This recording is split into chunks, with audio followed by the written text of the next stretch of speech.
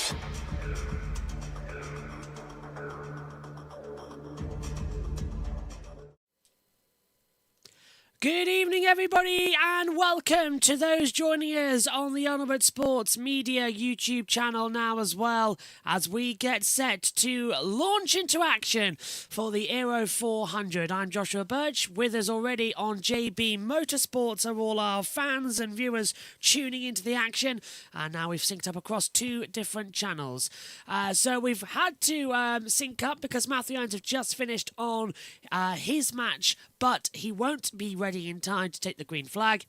So we are producing both of the coverage this weekend. So no matter if you're on JBM or Tour Sports Media, you will be having the same commentary team and the same timing screen. So all is good there. So, we're not allowed to show the cars, Justin. It is a watch-along. The best we can do is the timings and the track noise and all the other things. We're only allowed to show cars if it's pre-recorded footage and they give it to us via NASCAR. There's a strict rule possession of what we are allowed and what we can't do.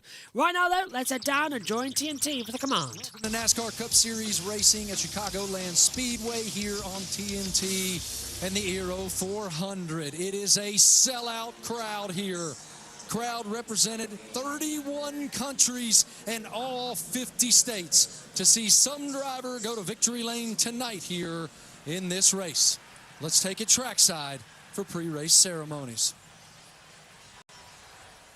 Please rise as you are able. Remove your hats, and veterans render a hand salute as members from Blue Star families unfurl the American flag and the America 250 flag in honor of Independence Day weekend. Here to offer tonight's invocation, please welcome Vice President of Mission and Ministry at UChicago Medicine Advent Health, David Oseguera. Gracious God, we want to thank you so much today for the 250 years of freedom you've given us as a country. And we thank you for those who have sacrificed and paid the ultimate price. Today we ask for the protection over every driver, every crew, and every fan that is here. And we ask that your spirit would reverberate through these drivers as they get ready to go supersonic around this track and bring us all home safely. In the name of Jesus we pray, amen. Here to perform our national anthem, please welcome from Navy Band Great Lakes musician Petty Officer 3rd Class Bobby Navoa. Oh, say, can you see by the dawn's early light what so proudly we hailed at the twilight's last gleaming, whose broad stripes and bright stars through the perilous fight o'er the ramparts we watched were so gallantly streaming, and the rocket's red glare, the bombs bursting in air, gave proof through the night that our flag was still there. Oh, say does that star star-spangled banner yet wave o'er the land of the free and the home of the brave.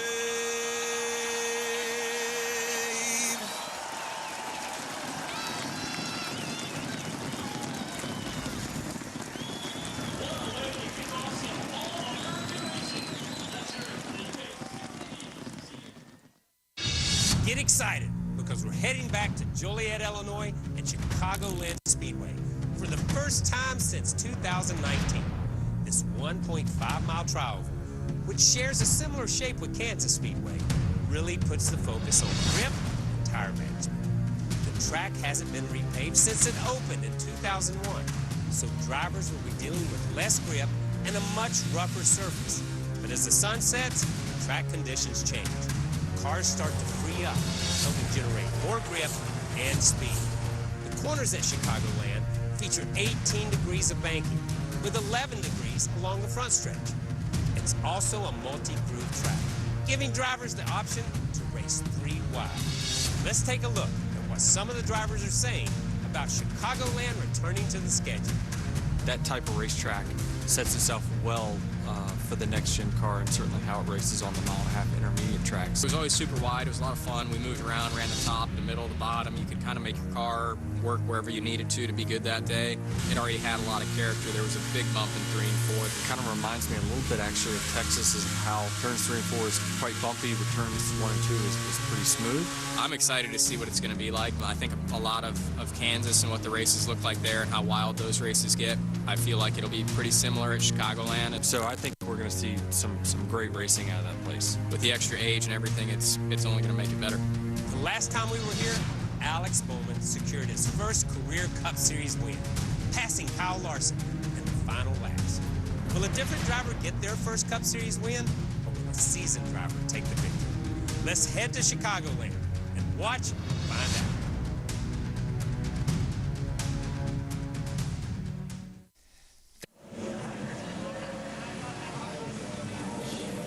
We're getting set then for the race to get underway shortly. Jack joins me now up here in the commentary box as well. The little owl one, and Jack, it's England versus Mexico on a slight delay, so let's watch some Cup Series and try and cure our boredom.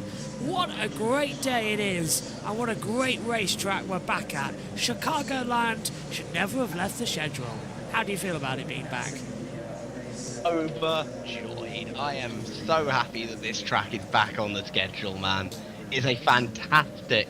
of all the 1.5 mile ovals, this is definitely one of the best ones. You say boredom, save our boredom for the England game. Well, I don't know what you're expecting from the England match, but I'm expecting us to get absolutely battered tonight, personally. I wouldn't mind it being tomorrow, personally. That said, very happy to see Norway go through against Brazil. JT was just calling that game alongside Matthew Owens on the production side point as well. JT, good evening to you. Hello. How did it go? Good. I'm not surprised that Norway went through. Neither am I, really. It's a big loss for Brazil, but I'm not surprised they went through. I think Ancelotti will go, to be honest. Really? The Brazil manager. It's their worst performance in a World Cup since 1990. Everyone's thinking the same thing as well. Coming into it, Viva Mexico, says Red Eye. So I think we've got a little bit of a disagreement coming as to what's going on. We're getting set then. Let's go to the booth that join Adam Alexander alongside Junior. Our crew chief, Steve Letarte, joins us in a moment. Let's talk about this racetrack. It's great to be back, but boy, it is a challenge for all these drivers and teams, Dale. Yeah, it's kind of wore out the surface, but the biggest challenge are going to be the bumps, and the drivers knew this coming in to this race this weekend, and they had their hands full in qualifying. Turn 1, you see that little patch going across the racetrack? They installed a pedestrian tunnel under the track years ago. It's a huge bump. It's almost like driving off a set of stairs going into Turn 1. We saw a lot of issues in qualifying there, and then over in Turn 3 and 4, there's a tunnel underneath the middle of the corner, and you can see the scrapes in the asphalt where the cars are digging into the racing surface as they go across this bump. It's very violent. a lot of the drivers really complaining about this. You see the issues some had in qualifying going through that. They'll have that again tonight.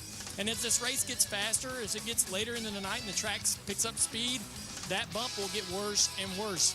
And then also, right here on pit entrance, a lot hasn't been said about this, but we've seen in the past a lot of problems trying to get onto pit road. If you look at the orange box, that's your commitment box. You have to be below that by all 4 tires below that box. It's very difficult because it's so far inboard to be able to get low enough and not go over the top of that or miss it outright or end up in the grass, Adam. And Steve is going to walk us through the strategy, but green flag pit stops will be a thing. The other thing I'm thinking about here is that front row. Denny Hamlin, Kyle Larson, 2 outstanding drivers when it comes to competing on 1.5-mile tracks in NASCAR. Let's go downstairs now and get the command to fire engines. Chicagoland Speedway, here to give the command to fire engines with the most famous words in motorsports. Please welcome platinum-selling country music duo, Low Cash. Chicagoland, make some noise! Are you ready to race? Happy 250 America, and God bless our military! God bless the USA! Let the country music play. Gentlemen, start your engine!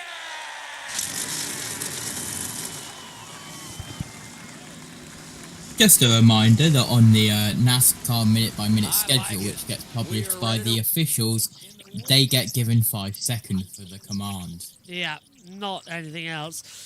Welcome then. Happy America 250, everybody.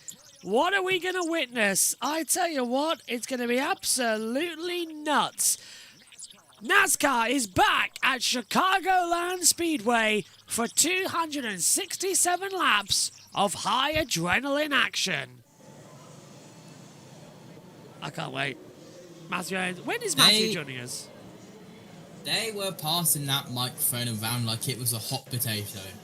1 potato, 2 potato, 3 potato, 4.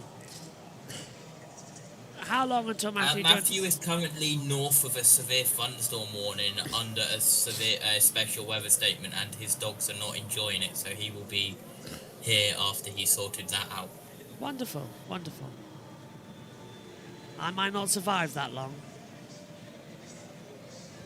He did say that he would be here way before where you disappear because you want to watch a football team and you're a part-timer. I'm not a part-timer. I've got to take care of my dad, who is watching the game. And Dad requires 24-hour care, remember? So with Mum asleep and everyone else asleep, I'm the only one who can take care if anything happens. So I will let you off. Do not Thank worry. you. I'm trying. I'm hoping that the game gets delayed. But yeah. It's definitely going to get delayed. Yeah, which means he can sleep a little bit longer. They've been under thunderstorm protocol for an hour now. What the hell's actually happening down there? I'd just say move it to tomorrow. I mean, it would make more sense. But to be fair, though, I checked the schedule here. The last time we raced in Chicagoland, it only took 2 hours and 50 minutes to complete the race. And we had 5 cautions in that time, plus the competitions. So, new generation of car, of course, to contend with. It might be a little bit different on the speed. I don't think we'll be here that long, personally. It seems like it's going to be another quick track. 7 years away, though. It's mad. I mean, the O'Reilly race, from what I saw of it last night, was incredible. I was keeping my eye on it. I had it on my... Because now you can set the iPad up. I only saw the highlights, though. I could set it up, so I was sort of sleeping and awake at the same time. I tell you what I saw of it. I saw the opening 5 laps before TNT... Sorry, not TNT. Before Premier Sports decided... W. No. Was it Premier Sports? Yeah, Premier Sports decided, no. You know it got delayed by a couple of hours. You now can't watch it. So they took it offline. We pay for it. We're not allowed to watch it. So I had to switch to radio commentary. I went to bed because I knew it was going to get delayed. Yeah. I woke up and there was nothing there. I was like, oh, all right, okay. Back we go. Michael McDowell, by the way, must do a pass-through after taking the green because of 3 technical failures he's got coming through. 9 sets of tyres, fuel between 61 and 66 laps. Let's go down to OCW. Nope. Let's go down to TNT.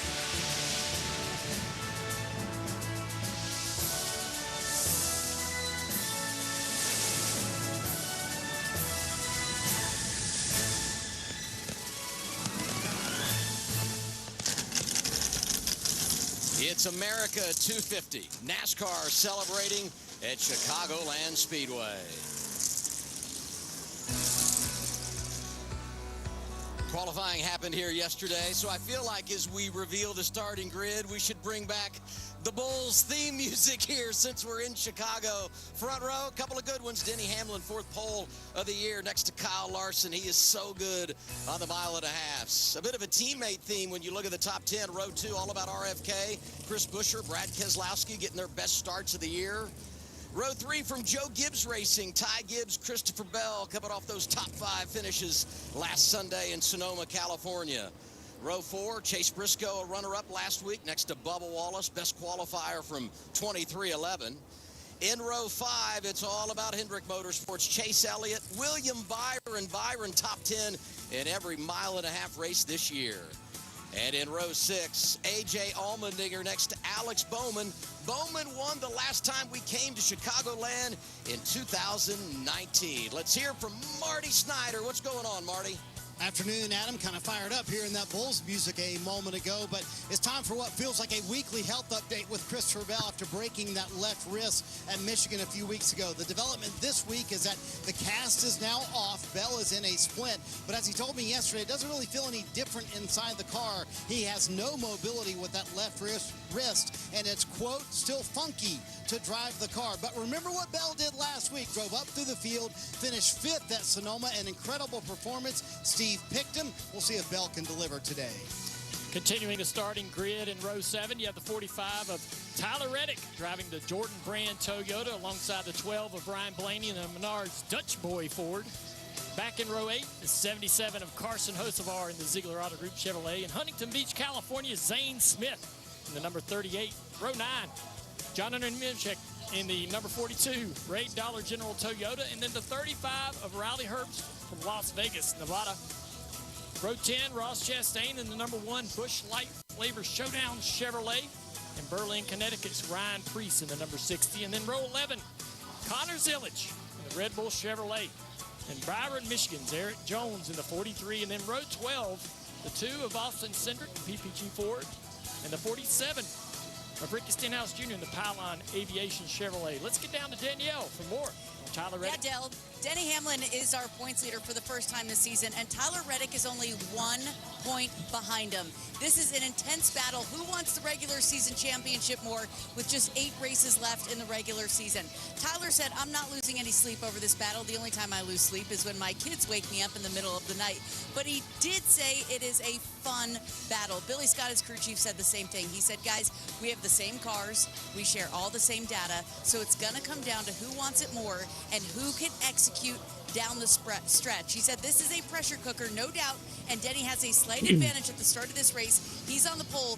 We qualified 13th. We don't want him to get too many more stage points than we have early.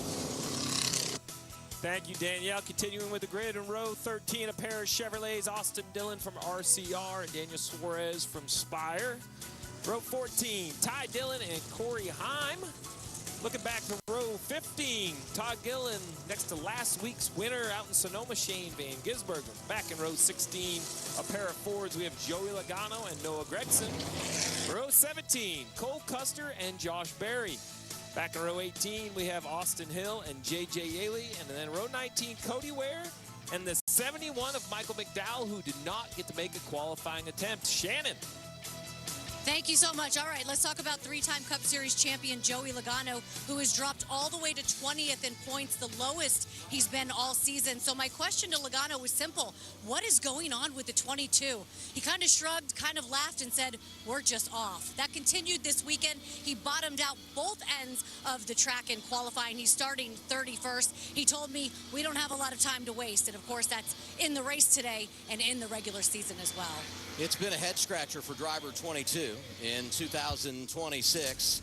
And tonight we moved around to the in-season challenge. Some really good matchups when you look at the Sweet 16 for more. We welcome in Mamba Smith. How's your bracket doing, Mamba? Mine is not good, boys. Mine is in the trash already. Happy NASCAR Sundays on a beautiful patriotic weekend. I'm right beside Ty Gibbs, our in-season challenge champion from last year, looking to go back-to-back and get another $1 million. But he's going to have to go through his teammate, Chase Briscoe, who's coming to form the 19 car, starting to make his way back up the points and showing a lot of speed. Now, talking about coming to form, Team Hendrick. We have not seen them be dominant as we're used to, but we have two of them in this week's challenge. 5 of Kyle Larson, 24 of William Byron. 200 cars will enter. 1 can leave and have a chance at $1 million. Boys? It's great when all the team cars advance. It's bad when they go head-to-head. Yeah. You know someone is going to be eliminated. Let's look. Someone is going to be eliminated from the challenge coming into it. How's your in-season bracket looking, boys? Have you had any matchups? Well, I can tell you how my bracket and literally everyone else's bracket is looking, because it was announced at the conclusion of Sonoma that after the shock, which was the #1 seed going out, there is 0 perfect brackets left. Across the whole of NASCAR, 0. Not a single bracket is perfect. Brilliant. Brilliant. So we've just wasted our entire time with that. Okay, great. Good evening, everybody, across both JB Motorsports and the Ultimate Sports Media. All 224 watching over there, 696 over here. Welcome, everybody. I hope you enjoy the coverage. Matthew Owens is joining us later on. It's myself, Joshua Birch, Josh Turner, and Jack up in the booth with you, ready to go for the first time in 7 years. NASCAR is back at Chicago. 4th of July weekend. Happy birthday, America. I was just told today was a sellout, which is really cool. See, some of you are still trickling in. Hopefully the parking lot's not too bad. Thanks for toughing it out. 5 team, we got 400 miles ahead of us tonight. Let's go get it. Cliff taking all my material. I was going to say. I mean, it's an all-American weekend. A sellout crowd. We're ready to... Can I ask, do I go boogity? It is America 250. Yeah, I think that's the only way to go about it, isn't it? In honour of DW, I think there's only one way to start a celebration for America's 250 with America's sport. NASCAR's given us some great facts. What will it do? It's America 250. Boogity. Let's go racing here. We're back at Chicagoland for the Eero 400. Down to turn 1. It's such a smooth start from Denny Hamlin. He's blistered away from Kyle Larson. There's a high line already forming around the outside. 3 wide at the top. And who's that dropping back dead centre? Can't he? Spin already, and that's going to be our first caution. 2 around, I think. Zilich, and it's also Ryan Preece coming on the backstretch. Zilich hits the wall. His day is done, and, well, he has no luck at all, does he? He really doesn't. He just said sorry, guys. Didn't have bad luck. He'd have no luck at all. Oh, and I think Ryan Preece he might get that one refired, but... For me. Yeah. You hear the frustration. Not good. So caution out before we even get going. Oh well, that's not good. Well, Does this guy get any luck? Feels weird doing a boogity. I wish. Doesn't even look like it was his fault. I don't think. Nah, I think they just both got loose on each other. We'll see a replay in a second. But that is out of the race, unfortunately. To come into it. No look for Connor Zilich. Rookie season of hell continues. People are saying in the chat. Right, here it is again, Jack. Talk us through it. Ryan Preece and Connor Zilich. Yeah, Preece is up near the high lane. And Zilich. It looks like there's a bit of a stack up at the front there. I can't see exactly who. That catches Preece, who spins down and hits Connor Zilich. Was it Eric? Sending him hard into the wall. It's contact. It's It's Nemechek. Nemechek gets into the side of Priest. Yeah. So Nemechek gets inside of Priest. Priest spins round and just collects the 88 and sends him towards the barrier. So our return to Chicagoland will require a little break. And no, JT, I can't do Ninja. When I get my new PC, I will be able to do Ninja, but it freezes at the moment with the systems. So Zilic spins round. He's out of it. Let's see it again. This is on board. There's Ryan Priest. Yeah, there's a stack up. Yeah, Stenhouse was he was in front, so Eric Jones in there too. Is he? I think it is Eric Jones. Is he getting into the back of him? Yeah, it is. I thought it was. Eric Jones gets into the back of him. The 47 Stenhouse is just in front of him, but it all starts through the back there. So there we go. Caution's out. Zilic's crew chief, Randall Burnett, was asking if they could get on the DVB clock and try to get it fixed. And Connor said, man, I can't get my wheel to turn anywhere. I'm not sure we're going to be able to fix this thing. So obviously, Connor Zilic is going to be done for the day, Marty. And Danielle, Ryan Priest kind of stuck on the track trying to get the tow truck to pick him up as well with the flat front tires. He said, nothing like us going 4 wide on lap 1. So kind of frustrated with what happened for Ryan Priest. And remember, Adam, this is the team that's 15th in the chase standings as he limps his way back to pit road, just plus 13 above the cut line. So an early setback for the 60 bunch. So the 60, because he's being towed, will be taken to the garage. He'll put some tires on it. He'll probably continue. The 88 can make repairs. Obviously, it'll cost him a ton of laps, but he'll not be a contender. Didn't know what to expect. Aggressive lap 1, and we have our first yellow of the night. Connor Zilic, Ryan Priest involved. We're coming back. NASCAR on TNT. Does mean that we're going to have about 3 cautions coming into today already because we have the 2 for the stage breaks. So that's a shame. But Denny Hamlin is still leading this race after the opening lap. Kyle Larson second. Brad Keselowski third. The top 4 status quo. Bell's moved up. Byron's moved up. Bubba stays where he is. Ty Gibbs has lost 3 places. Alex Bowman's up 1. Allmendinger's down 1. Smith up 1. A couple of other people up on orders on deltas, but nothing too big out there. Yeah, feel bad for Connor though. Right off the back of his first career top 10 too. It's not Just great. so Yeah. unfortunate.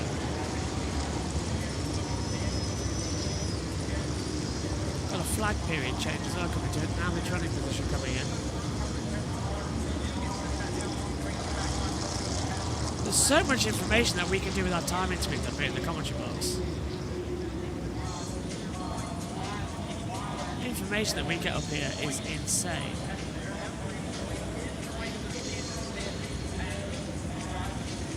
There we go.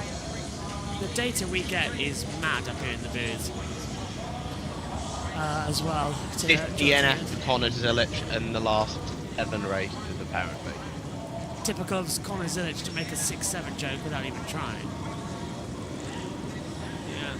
Yeah. I agree with what... and also somebody's knows there's still a huge line of cars still trying to get into the parking lots, apparently, as well. It's going to take a while there.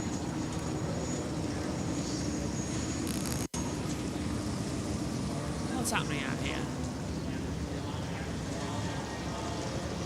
Hello everyone in the chat. Just having a quick look.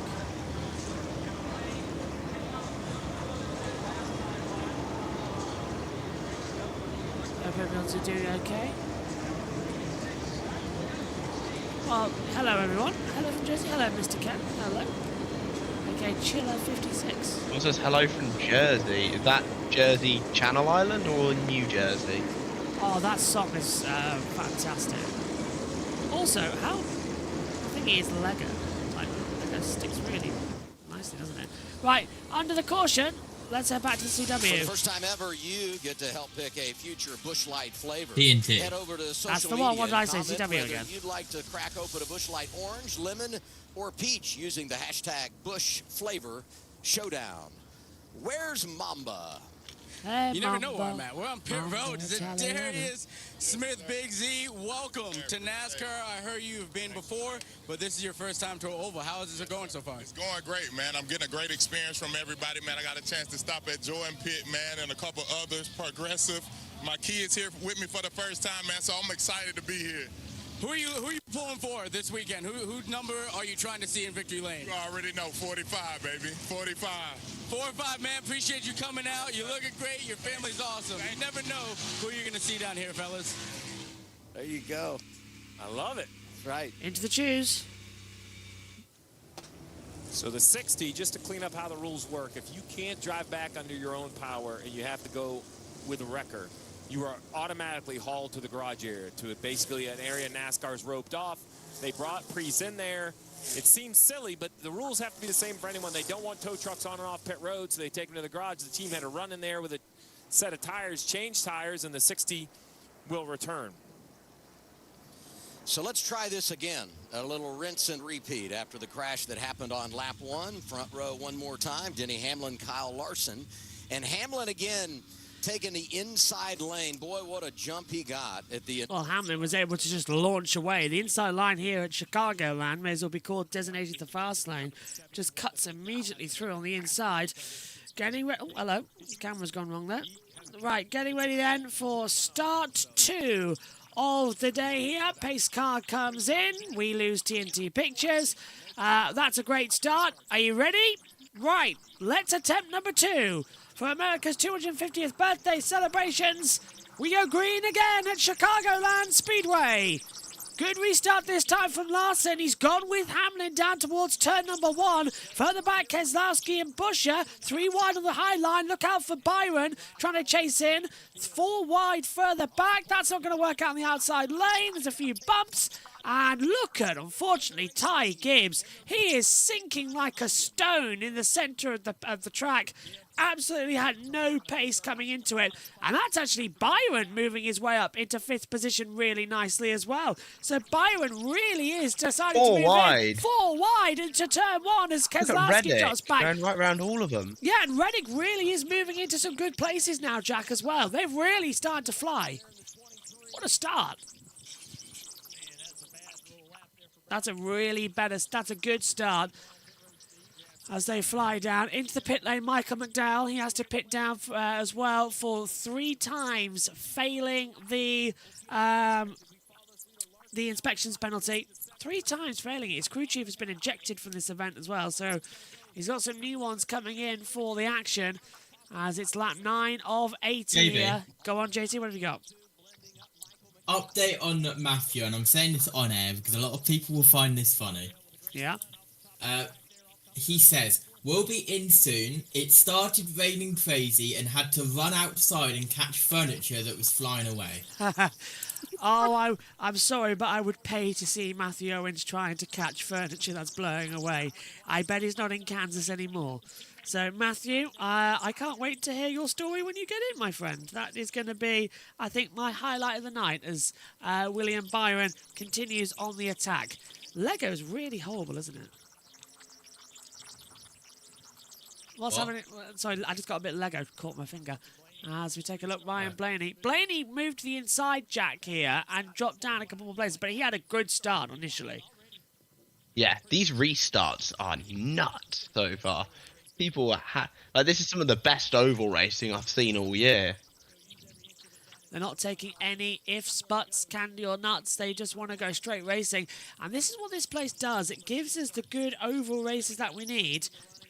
The track's going to cool down, though. This is a day race that will go to a night race. We've got lights here, so that we are going to be a twilight event. So as the track cools down, these starts are going to get faster and faster and faster. And that's what we're going to like to see. As already now, we've got the 7 car side by side with the 2 coming through turn 1 on the tri-line, and several others starting to make up a few positions. Really strong stuff going on now as they fly through 2 on the backstretch. Austin Dillon's dropped back 2 places. I love how, by the way, the 33 was asked about what the future holds, and he says, I'm not going to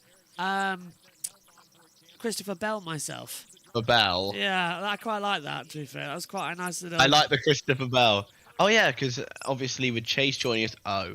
Yeah, oopsies. That was the great... that was so funny. I mean, it was an open secret at that point that Briscoe was joining the... I don't know if Hill's going to stay in the Cup Series. If he does go Cup racing, that leaves an open slot in the O'Reilly Series for Richard Childress, so... 2 open slots, because of Jesse Love going Cup as well. Yeah, Jesse Love going through as well. I think Love was really... everyone's just doing really strongly at the moment. They're all deserving a spot in the Cup Series. Unfortunately, I don't like how it's happened, that it might happen, but I don't think anybody does. But, you carry the legacy with you of the car number and you go again for everyone else. So far, so good then here. Larson now the leader. Hamlin's dropped down into 3rd position. Buescher in P2. Kyle Larson leads at Chicagoland. Rumble with Denny Hamlin. 14 Chicago Cupland starts from the 19 that we've had here in the history of the Cup Series. This is number 20, and it's back after 8 years and years away. 2019 was the last one, so 7 years. He's going on the inside line right now, the 17. So this is Hamlin fighting back for 2nd place, and he's really forcing Buescher up to the high line, coming through turn 3 and 4, over now the line, and into turn 1 we come through the tribal section. And Hamlin sticking to the low line there, Jack, really pushing Buescher to make the errors. And Hamlin able to get through into 2nd place, trying to catch up now to Kyle Larson. Great move there from Hamlin. Up into 2nd. 16 of 80 laps then complete. There's going to be a lot more coming up here today. As we predicted, I really wish the CW... I wish TNT would fix their audio, because they've mucked up their track noise. America don't do audio signals the way Brits do, and it's really annoying when you're trying to separate the signals to come through. Larson by 0.3 of a second to Hamlin, Buescher, Bell, Wallace up to 5th. Bubba Wallace in the 2311 car. Absolutely stalling pit road. Look at this type of racetrack, right? Chris Buescher told me yesterday, Chicagoland right in our wheelhouse. You think of Kansas, where Buescher almost won a couple of years ago. You think of Las Vegas as well, where Buescher is always good. He said, this falls into that category for me, and I was so happy with our speed and practice on Friday. That longer session certainly helped, but I think, Steve, we have seen the 17 car have terrific short run pace. The long run, that's where they struggle a little bit. We'll see if the changes overnight help. And I will tell you, I would normally clump all RFK cars together because they run so similarly. But today, there's some split. We have Buescher running 3rd. Brad has fallen back to 12th. And then we saw Priest get in that early spin. For the Priest fan, he's 4 laps down. Car looks fine. He's in the middle, the back half of the field. He needs some early yellows as Hamlin now attacking Larson. It's Denny time. Over the long haul, we know how good he's been. Battle for the race lead. That's perfect for Riley Alexander as well. It's Denny time as he comes to the inside line. He'll get ahead of Kyle Larson. So the man who should have won last year's championship versus the man who did win last year's championship, doing battle here at Chicagoland. Denny Hamlin, the current championship leader as well. If we end as it is... Oh, he is going to cut back, isn't he, actually? Larson goes high to 1 and 2. Larson's currently on 641 points. He runs in 5th in the standings. But Denny Hamlin runs at the top, 763 as it currently stands. As TNT go to a break. I understand they might be side by side. I'm not sure what they're up to yet, TNT Sports over there. But Hamlin back to the lead after losing it on the restart. 31.6 last lap times coming into it, so there are slight improvements out there as we stick going through it. We'll switch quickly to battle screen to show you the sector times, because we've got battles and deltas flying through. Look at Kyle Larson, 30.527, has got the fastest lap from lap 8. That was on the initial restart lap. Ever since then, they've all just cooled down and got on with it. Fuel window, as we know, coming into the action here, is 61 to 66 laps. So we are going to have to see a stop in this stage. Moves since the start. Reddick and Berry up 7. Blaney plus 6. Logano plus 5. Hamlin plus 4 since the starts in total. So they've kept it sort of together nicely, which is a nice, factor to consider. As we now see another go on the inside as the 48 gets ahead of the 16. So nicely done for Bowman, getting ahead of Allmendinger and almost sliding into the side as well. So they're still not... Bowman's of course the defending winner here at Chicagoland, actually, back from 2019. So maybe he's a possible driver who could possibly win. I mean, I won't put it past him, would you? Collins Edge is officially out of the race, by the way. So that is an official DNF. The last place for the 88 car that won here last year. Oof. So last time we were here. Yeah. It goes from bad to worse for that team. I feel. Oh, I've lost my map. There we go. That's my timing screen that we play with up here. Yeah, lost that. Here comes inside. This is Christopher Bell getting ahead of Buescher now. Super duper easy move on the inside. But Buescher's high line staying with momentum. I love this, what Sharky said. So far we are clean. Bar one thing at the start, we are indeed clean. Let's check in with TNT. Go inside the race with NASCAR Driver Cam, presented by Straight Talk Wireless. Access every in-car camera with driver data, multi-view, full-team audio, and more. Watch NASCAR Driver Cam all season long only on HBO Max. 24 laps into the opening stage. Hamlin, Larson, Bell, Buescher, Wallace, the top five, riding with Joey Logano, the Hunt Brothers Pizza on board, the three-time champ back in 26 right now. Christopher Bell has gotten by Christopher Buescher in the Battle of the Christophers. And now Bubba Wallace with that 23 car head speed in practice. All the 2311 cars were fast in practice. 4 of them in the top 6 in speed. It was incredible. He's starting to close the gap a little bit too on Buescher. CB versus CB, huh? Yeah. It's going to be tough to hold these Toyotas back, but you can tell that the Fords and the Chevys are slowly finding it. We heard on the pre-race earlier, Larson said he has the confidence they can get there. And I think getting there and qualifying is kind of early indications, and I don't want to use the word easier, but it's more in front of you. 1 lap speed, you can cover up some other deficiencies. It's the long run where if you have some aero deficiencies or some other things and you start abusing tires, they kind of show up. So qualifying was a good maybe idea of what we might see. This 23 above the Wallace, though. Watch how well it runs around the bottom. I mean, he just turns left. Easily drives to the left side door of the 17 or Buescher, a little loose in the back right there, but able to stay with the power. I mean, when you dance like that, you can hang on to it, gather it up, and move on. An indicator that over the course of the night should be in a pretty good space. It's looking good so far. I wonder what is going on. I wonder if I can get any audio. It's going to have the momentum every time on the straightaway. It's going to be hard to make this pass on the bottom. Answer, no. They've completely removed that ability today, it seems a little bit. But Hamlin, Larson, Bell, Buescher, Wallace, Reddick, Byron, Blaney, Briscoe, Elliott. That's the top 10 as it stands, and they're closing in dramatically, which is, I think, a nicer thing to contend with. The cars are moving around, and normally TNT have completely lost audio from their trackside audio cameras. So that's not us. They've just completely lost it. So apologies for that, dear viewers.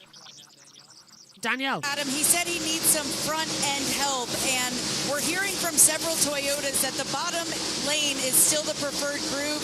Tyler Reddick is being told that by Billy Scott. Ty Gibbs, crew chief, said the track is not widening out yet. Don't go up there. No, it's not. There's no widening in terms of there's no grip up there. They haven't run a high line with the cup altogether, so there's nothing up there. You're going to have to wait for restarts to get that come through. Hamlin leading by 2.5 seconds. Lap 31 of 80 here in stage 1. What's going on, Marty? Adam, classic Denny Hamlin so far here at Chicagoland. Restarts just okay, but that long run pace always seems to be there for the 11 team. So, Steve, you can see bright sunshine here in Chicago right now, but this race will finish at night. So my question is, And practice at night. How much will the track change? And as a crew chief, where do you go with adjustments, and how do you migrate your car throughout the race to be right when the checkered flag flies? Well, the track is absolutely going to change as the sun sets and it cools. It used to be very straightforward. In the O'Reilly race, we see all those cars free up. That was pretty much written in everybody's notebook. As the track cools, you get looser. In the last couple of years between the tire combination as this battle continues. Don't know why, but the caution is out. The 38 is going slow. And that is Zane Smith. So the caution's out, but the official timing computer hasn't displayed a caution.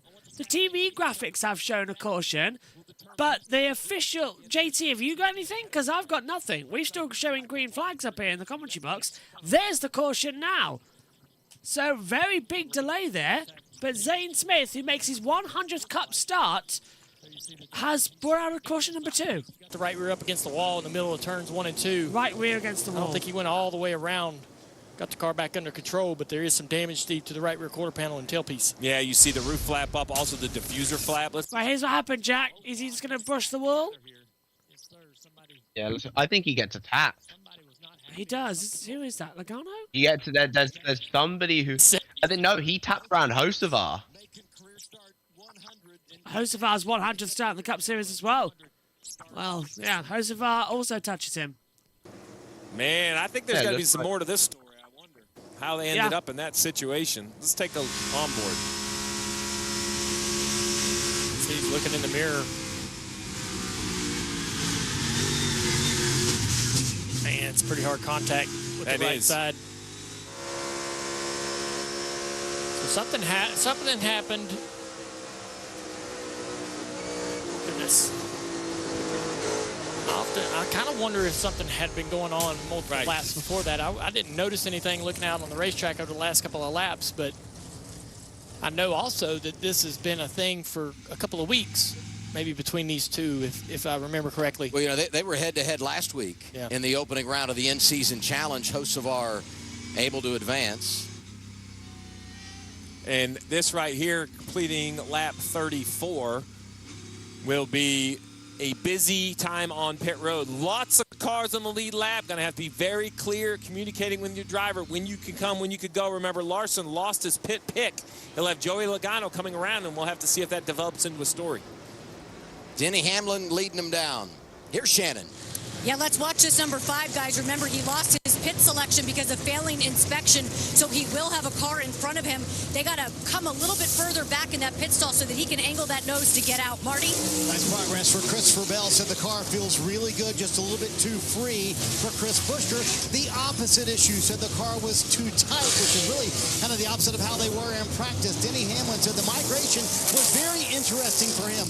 1 and 2, pretty good, but 3 and 4, he needs to be tightened up in that section of the track, and the 11 team holds serve here on pit road, comes in with the lead and leads with the lead. Adam, you win the pole, you get the number 1 pit stall, and the crew does their job. Denny Hamlin jumps out in front of Larson, Bell.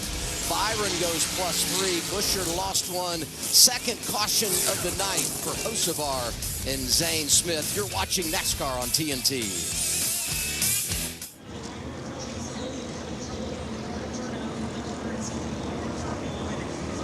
Interesting.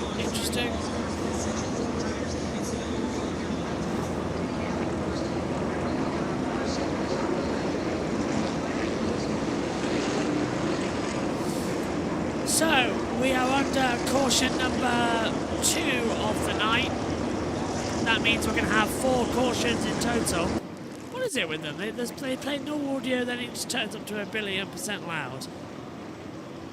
So this is not going exactly 100% what we expected. Cars are diving down. Everybody bar Cole Custer, Cody Ware, Zane Smith, Michael McDowell head down pit road. Everybody else hits it to take on fuel and new boots. Perfect time, really. I've got one little bit of advice for Zane Smith after that. To quote the great Landon Castle, rule number 1 of stock car racing is learn how to wreck someone without wrecking yourself. Looks from that angle like he just drove through Hocevar, then spun himself out in the process. The Danica Patrick move.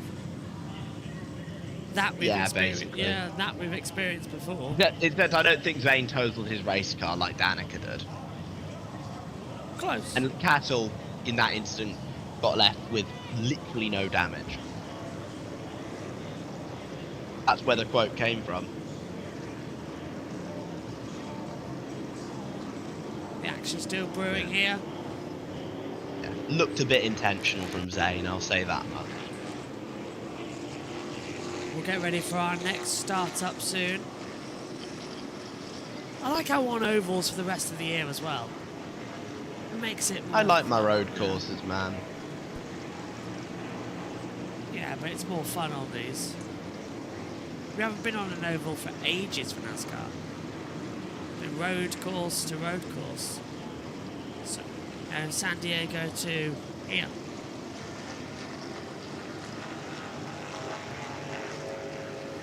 San Diego, Sonoma, now here at Chicagoland Speedway, which very could easily have been Chicago's street circuit. Let's head to TNT. Trade the biggest moments in racing on Kalshi for a limited time. Download Kalshi, the Kalshi app, and use code TNT to get $10 when you trade $10. Kalshi, trade what's next. Here's Mamba Smith. Guys, we're back at Chicagoland Speedway, and one of the coolest things about this place, it reminds me of old school. We're on the backstretch over here, and way over here, the fans can park their campers right up against the fence. Well, I'm here with some fans over here. We're waving. We're having a good time. One of the tallest patriotic flag over here. It's awesome down here on the backstretch. I'm telling you, the fans have it figured out in Chicagoland Speedway. Great sports town. I mean, Marty was talking about that during NASCAR Nation. Fun racetrack, good to be back. Look at this, Denny Hamlin. After going inside at the initial start of that restart after the first caution, you know, Larson got the lead from the outside on that first restart of the day. So Hamlin here says, I'll take the outside lane. The choose at this track is so critical all through the field because you want to be able to put yourself in that outside line if you can. You'd even give up a row to do it, to be able to jump into that third groove, possibly take a few spots or take a few lanes going around turn 1 and 2 on a restart. The choose is so critical here, more so than most tracks. Well, Reddick went 15th to 6th on the last restart. Let's see what happens here then as we get ready for our third start of the day. There's a zoom in. There's Bell giving a friendly tap to the back of Denny Hamlin. Larson's alongside him. On the outside is Hamlin inside Larson. Green flag again here at Chicagoland Speedway. Through the tri-oval, it looks good into turn 1 and 2.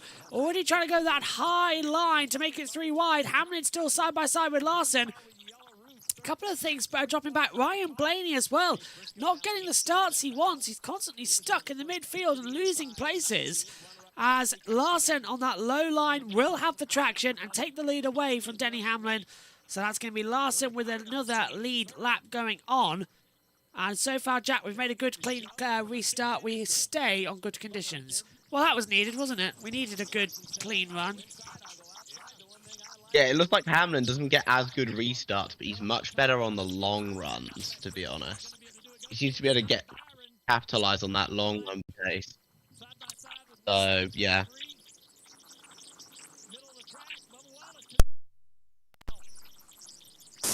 Almost contact right there between the two Toyotas for fourth. Bubba Wallace taking the spot. Bubba moving up a couple of places then as they come into it. Welcome, Shane, to the JB Motorsports membership channel. Thank you very much. That means a lot. Our newest member as we come through. I might have some stuff for the JB members if JB allows me to post it. There might be a lot of stuff coming. I always want you to post things. I'm always up for that. Even I'm thinking of doing a couple of things into it as well. So we are still fighting on. Lap 41 of 80. Larson leading. Byron now second. Hamlin down to third. He's trying to take that high line and rubber it in a bit more as they keep on going. Kim. Racetrack back-to-back second place finishes. One of the challenges he will have today is this pit stall selection. I mentioned during that pit stop he lost the opportunity to pick his stall, so he does have guys that might be coming in at the same time as him. We got Blake Harris and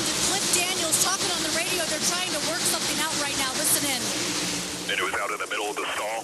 So they're going to have their sign up to let us go through before they put it down, plus the staging of their guy as well. Okay.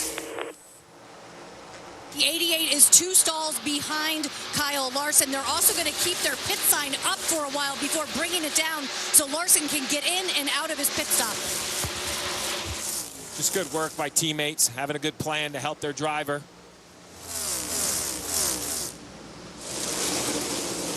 Side by side, Tyler Reddick going through the 45, making a move on the 19. So Chase Briscoe drops down into 7th place. Reddick goes up into 6th, quite comfortably as well through the first couple of corners.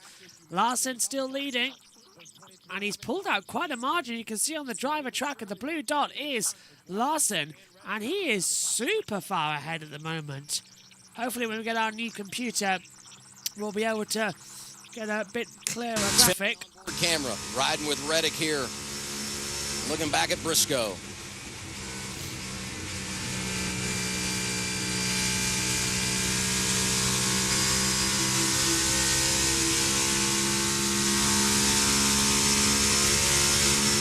Loud. They're still loud. What's the latest on the 45, Danielle? Billy Scott is very impressed with the ground that Tyler Reddick has been able to make up since the start of the race, Adam. Remember, they started 13th. They're up to 6th now. Why does that matter? Because Denny Hamlin is 3rd. Billy Scott did not want Denny Hamlin to earn a lot more stage points than they did early in the stage. Right now, guys, the battle could not be closer. It's getting very tight as well. Reddick needs to move up. He's P6 now. Hamlin 3rd. But Reddick is reeling him in. Jack, Tyler Reddick, he's had the best start to a season for anybody in decades. But he has had a shocking last 5 weeks. Really bad at every opportunity. Reddick has got no luck, same as, arguably, Connor Zilic. Yeah, I mean, Reddick, to be fair, a lot of that has been bad luck. So, yeah, it's been really, really unfortunate for Reddick. I think he needs a good weekend here at Chicagoland, and he looks to have a very, very fast car. Fast cars are what's needed. 47 of 80 now complete in this race, plus the caution periods we had. Started quite late today, actually, as we had Tinty. Carson Osterwar, like right when you said that, it came on the radio, said, man, we are slow. And yes, that underbody damage just killing our speed right now. Remember, Carson Osterwar just outside the top 10 when that incident happened with Zane Smith. Now he's back in 23rd, struggling with a ill-handling race car. Yeah, it's frustrating. I'm disappointed. I'm a big fan of Zane, a big fan of Carson. Disappointing to see the contact and Zane, whether intentional or not. Oh, we got to spin the 33. Oh, Austin Hill. Austin Hill backwards in the 33, and it has smashed the rear bumper. And Heavy that is damage. Caution number 4, and that's out of the race with the RCR. Has to be. Surely, yeah. And he seems to be a little upset. Oh, he said, just wait, as if there might have been some contact. We're probably done. I'm just killed. Home game for Austin next week, going back to Atlanta. Been so good there in the draft at the O'Reilly level. Owner Richard Childress, as he is each and every week, found a perch to watch the race. Talk about a man committed to the sport. And Guggenheimer. Okay. Caution's out. I tell you, that last lap by the 11 of Hamlin was the fastest car on the track. It took 13 laps to run before, and it seems like it takes about 10 for that 11 to get going. Another bit of cleanup work. The 71 of McDowell got his lap back under the previous yellow. Ryan Preece is the free pass here. The 60 of Ryan Preece took the wave around to get to only 3 laps down. He should then get a free lap here to get to 2 laps down. So Ryan Preece, Derek Finley doing a nice job. Just keep swinging. Just never out of these races. Got a replay here to see if we can find out what happened with the 33. I think that's SVG. Oh, don't tell me SVG hits him. Oh, he does. SVG. Hill kind of comes down, I'll be honest. Hill kind of comes down. Me. I think he came down. It looked to me like Hill... SVG dives to the inside. Hill tries to come down and block, and SVG doesn't lift, basically. This isn't in. Or frustration from 2 weeks of road course racing. That's right. Remember, the SVG and the 33 were kind of in the middle of that wreck, the big wreck at San Diego at the front of the field. Yeah, they sure were. Car's pitting again, Shannon. Yeah, the car for Kyle Larson's just been free during this race. The first pit stop, they did not take a big swing at it. They're not going to take a big swing this time either. Just 4 tires for that 5, Danielle. Bubba Wallace is having a great run, Shannon, so far today. He said, we're in our window on balance. Let's keep it right here. So not a major adjustment there, Marty. Oh, a spin on pit road, Danielle, happened right in the middle of pit road. William Byron said, short run car has a terrific turn. That's actually Todd Gilliland, who is backwards on pit road. Denny Hamlin said the car migrates way too free for me. I need to be tightened up. 4 tires for Hamlin, and you can see all those 2-tire decisions, Adam. Yeah, I was going to say, I thought strategy could be a thing here because it hadn't been that long ago that these drivers had made a pit stop. Smoked in the left rear. The big question I have, who got him? Yep, somebody coming out, one of the leaders, the 20 of Bell. Oh, big contact. Yep. It might not look bad, but that sort of contact on the front of the 20 can absolutely dislodge some ductwork. If it hit the tire, it can knock the toe out. Listen, the hood stays pretty sealed against the hood vent. Jack, how do you see that? Well, he ended up in his pit box at least. Backwards, but he did, yeah. In fairness to him, it kind of worked out in the end. Right, 50 of 80 in the stop. He ended up in the pits, but backwards. 218 laps to go, and this is our 3rd caution of the night. Already we're going to have 5 cautions, but do you know what the good news is, by the way? Ryan Preece is now registered as 2 laps down. We have 2 more competition yellows already lined up, which means he will be at least as early as stage 3 back on the lead lap, where it matters most. Probably going to have more cautions throughout. So, yeah, this is working well for Ryan Preece. He will get back into it after the opening lap error. All is not done here in the Cup Series, which is a major relief.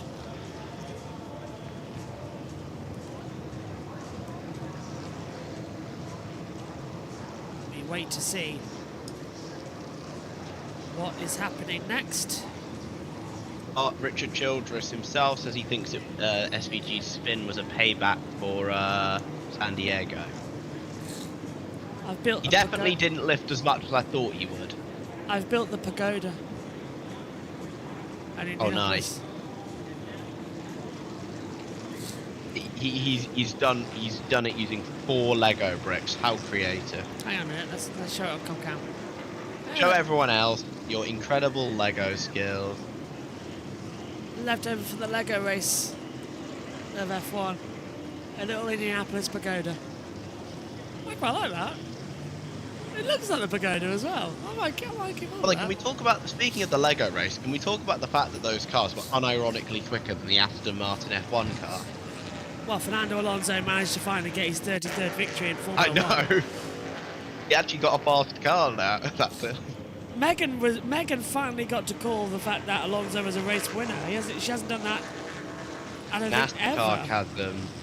NASCAR Chasm says way more cautions than we had here last year already. Other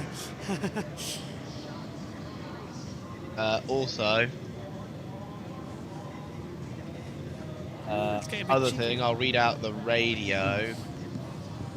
Austin Hill says Van Guggenheimer, or however you say his blank last name. Oh, that's interesting. That's a neat.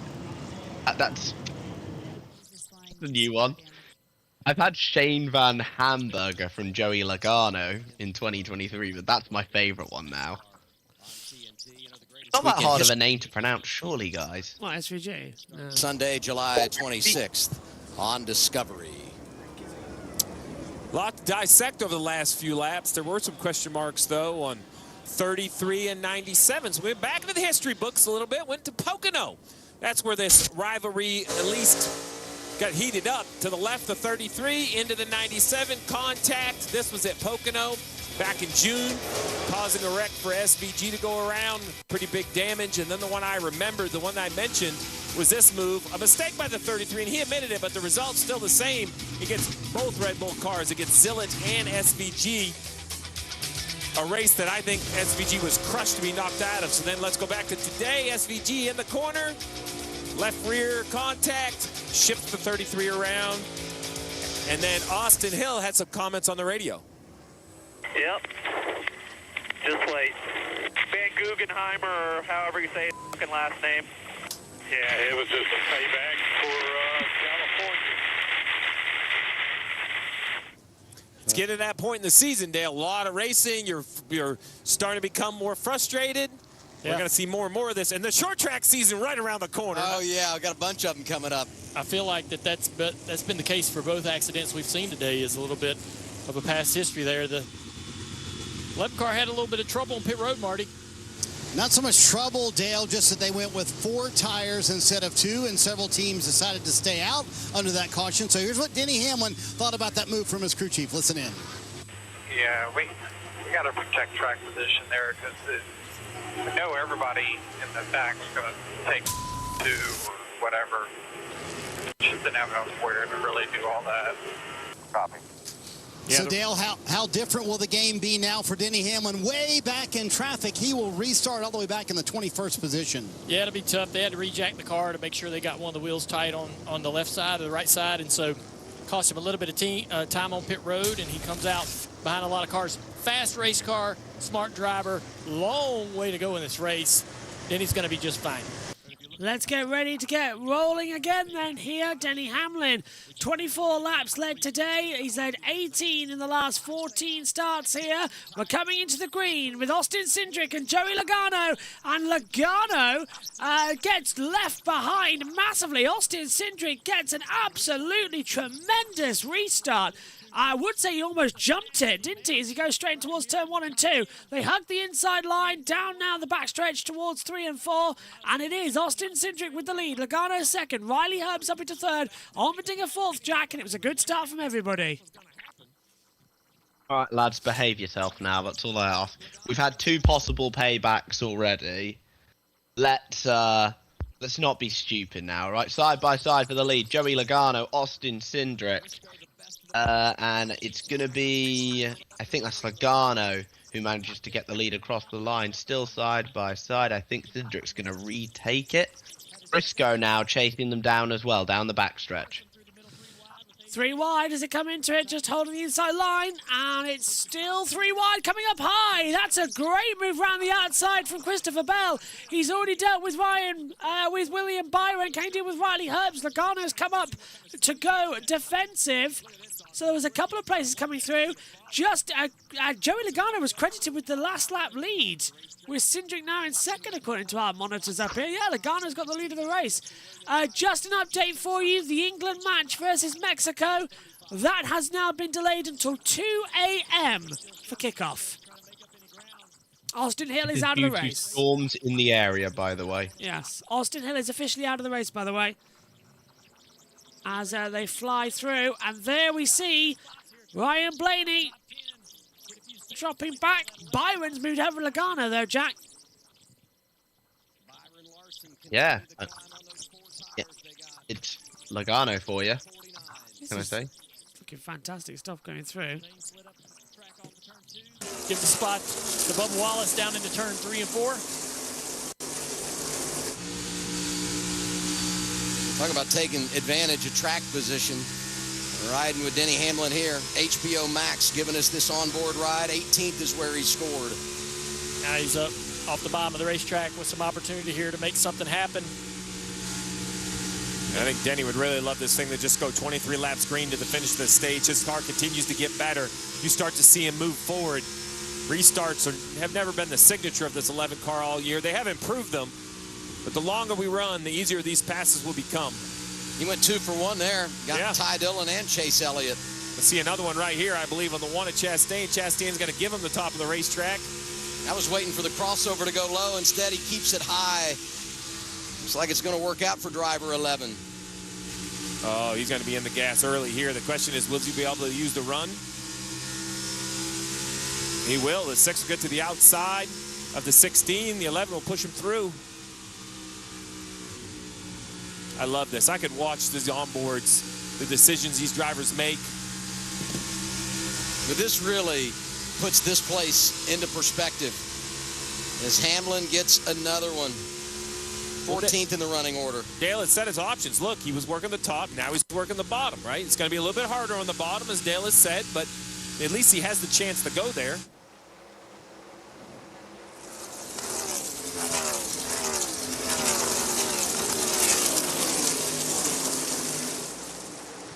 And now we watch the battle for the lead.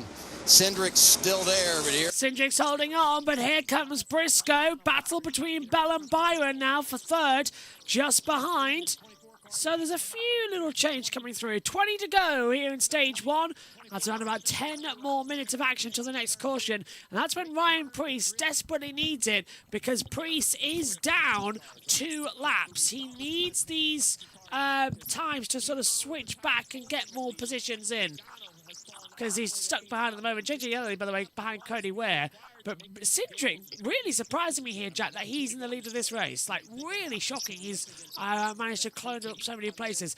23 places from where he started. Bell's been told they think he's the fastest car on track right now. Cindric or Bell himself? Bell is. Well, Cindric's the fastest car.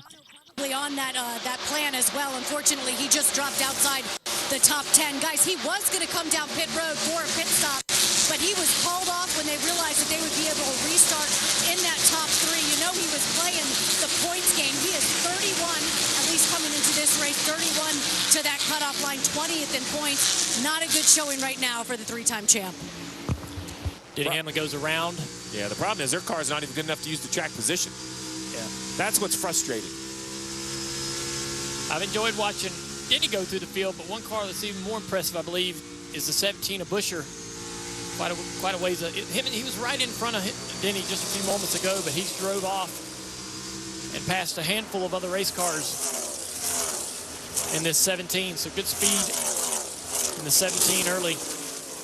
And so many times, Steve, you talk about the importance of leading in your strategy. Yeah. He's 4th in line of those drivers that came down and got 4 tires. When you got the 4 tires, gives you some options when you make that pit stop at the end of the stage. And here's William Byron, the best of the bunch, that came down at 49 and got 4 tires up to 2nd. And listen, applaud Austin Cindric and this 2 car.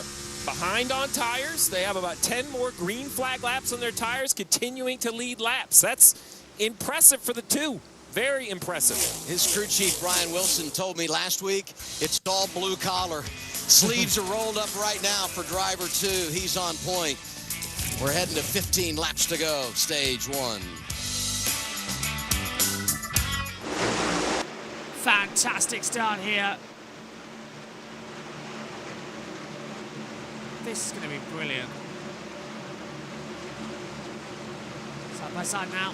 That's Larson getting ahead of the 19. So Briscoe's down to 4th. Larson moves up into 3rd position. SVG in 31st. He's not liking Chicagoland since the restart. Larson, Wallace, Hamlin up 10 places. Bush at 9, Byron 7. We're watching right now Chastain in a little bit of a battle with Eric Jones, Chase Elliott. And throwing in there, I think Joey Logano's dropped back. Logano's dropped back all the way down to 14th place. Shocking. Think about where he was at the start of this stage. Still, the delay to the England game helps us massively because we can finish the Cup Series, and those on USM. Seth will be taking you through the England game versus Mexico, so you can pop it over there. Maybe not, it doesn't help our sleep schedule.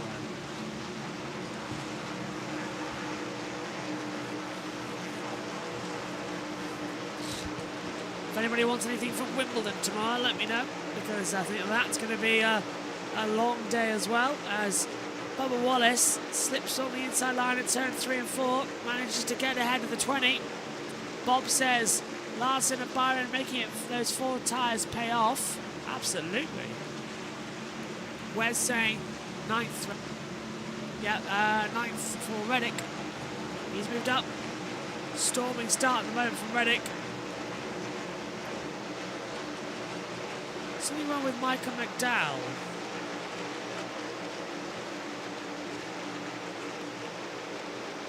Michael McDowell. Oh, 25, 26. Oh, okay, so that's just talking about information there about what's happening. Nothing officially coming through on the monitors.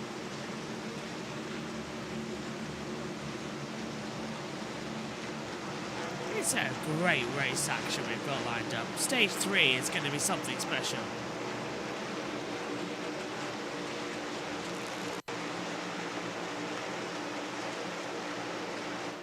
Let's go check back with TNT. Coming to 10 laps to go, stage 1 at Chicagoland Speedway. New leader, William Byron out front. Yeah, let's take a look and see how it happened. William getting around the 2 of Austin Cindric. There he goes to the bottom of the racetrack. Austin on the mold tires are starting to show up a little bit. Austin had good speed in practice. First on 5 laps, second on 10 laps. So this is no fluke that this 2 car can get up there and keep this pace, but just a tire advantage of the 24. 11th before they stayed out. So now he's back to 3rd. I think if he runs 5th, 6th, that's great. Everyone's going to reset at the end of this stage. You got some stage points, and you got a read on your car in that Clean Air Dale. Like you said, he had a great car in practice. We keep talking about the changing track. Some of it's in shade already. Can the 5 car Larson, though, go up there and take it away? I think Byron is smart to commit to the top of the racetrack. I've talked about how that's kind of a defensive place. You can go up there and find speed, but you're also going to make it difficult for the car on the bottom. Slips up the racetrack a little bit right there and allows the 5 to close the gap. But the momentum down the front straightaway is kind of what saves you from running that higher line. Well, Carl Larson still under attack now in P2. As we're seeing now as well, Byron losing the lead of the race soon. Sliding now down towards turn 2 and 3. Byron holding position. Welcome up to the commentary box then. Matthew Owens is joining us as Bubba goes through on the inside. 23 passes to 19. Matthew, hello. Thank God for that. I'm too dead to try and keep commentating at the moment. How are you doing, my friend? Doing well. Been pretty chaotic here for the last 3 hours or so, but I finally made it. Hope everyone is well, and I have been keeping an eye on the race as the chaotic life that I live allows me to, and it looks like it has been a pretty chaotic start to our return to Chicagoland. 3 cautions. Chicago's New Martinsville. Basically, yeah. 3 cautions inside the opening 72 laps, and Ryan Preece is going to be back on the lead lap by about stage 3 unless we have more cautions coming into it. I'm glad you're here, Matthew, because after 55 minutes of leading the commentary plus the extra, I've only had 4 hours sleep across the last 3 days. I am literally struggling to keep my eyes focused on the driver tracker and really having to think of things to say. So I'm glad that someone's here that can take over from me. 3 wide coming in. Sorry to cut across you. I'll do with that. The 11 is in there, the 12 and the 42, all coming in side by side now as well. Throwing that. Hamlin making a move. Ty Gibbs just ahead of them. Then it's Hamlin. Then it's Keselowski we're riding with. Matthew Owens. Hamlin on the move through some traffic, getting around Tyler Reddick. Now he'll climb the banking between turns 1 and 2. Try to roll up on Ty Gibbs. There's a gaggle of Toyotas here are in all of this. Christopher Bell's just ahead of it. Riley Herbst. Here's Hamlin. He's going to throw it down to the bottom of turns 3 and 4. Get alongside Gibbs. Hamlin looking for this 9th position here. Slides up and gets back into the tire tracks of Gibbs, who in turn will muscle his way to the outside of Christopher Bell. And Gibbs is going to take over the 8th position here. Bell had that contact on pit road during the last caution. Not sure how much that's hurting him, but Gibbs gets by him. Now Hamlin gets by him. Tyler Reddick blitzes around his outside now. This is going to be an incredibly close battle for the final couple of points. This is critical for stage points as well, especially for Denny Hamlin, who arguably, as championship leader, needs to go for stage points here. So 3 to go for the stage break, Matthew. Well, of course, he's only 1 point ahead of Reddick coming into this race, and they are racing right together. Hamlin 9th, Reddick 10th. That's for 2 and 1 championship point respectively. But here's Hamlin digging deep on the bottom of turn 2. Gets Ty Gibbs just a little loosey-goosey off the corner, and Hamlin down the back straightaway will clear Gibbs and move up into the 8th position. So Hamlin moves up into 8th. Now he'll go after Riley Herbst, who has had a very quick car all weekend long. So Hamlin breaks in to the top 10 in the final couple of laps here of this stage. William Byron out in front by half a second on Kyle Larson. Byron, who has not been at the front much this season, only 42 laps led for the entire season through the first half of the year for Byron, but it looks like he's going to win this stage. We'd like to see the battle up front if we could, please, as we have the final lap of the stage starting now. So it'll be William Byron who's going to take the first stage victory back at Chicagoland Speedway for the Eero 400. Larson's going to be just behind him by about 0.7 of a second. Bubba Wallace will take 3rd position, but it has been a really strong one. Up 8 places since the restart, 9 places since the actual race start. Brilliant from Byron. Green and white checkered flag. Stage 1 ends, and it's William Byron who is victorious. Second for Larson, Wallace, Cindric, Briscoe, Busher, Herbst, Hamlin, Gibbs, and Reddick, the top 10. Very nice. Jack and JT still with us in the booth as well. Jack, what do you make of stage 1? Lads, it's stage 1. Can we stop wrecking each other? Oh, here's Ross Chastain and Josh Berry. Ooh, bit of contact there. And it's going to be a photo finish at the... Okay, there wasn't a photo finish. Never mind, we didn't get to see it. But yeah, a little bit of contact there. But like, lads, like Hill and SVG made no sense to me because they're battling for 28th. What are you battling that hard for 28th for in stage 1? Just calm it down, lads. I kind of want to get through this so I can watch the England game in some level of P. Your brave thinking the game's going to go on. Which means my control is most likely going to go through my TV during the game. Matthew. I do like how the TNT folks are like, well, we were trying to look back and see when this thing started with Austin Hill and Shane Van Gisbergen, and they went back to, like, Pocono. And it's like, what are you talking about? Those two got into it many times when Shane was down throughout their whole career. Yeah. I'm not sure why they said it all started at Pocono, but whatever. It started at Pota in 2024. What's going on here? Is that's part of the track that's breaking up down pit road. They're trying to put tar on it. Oh.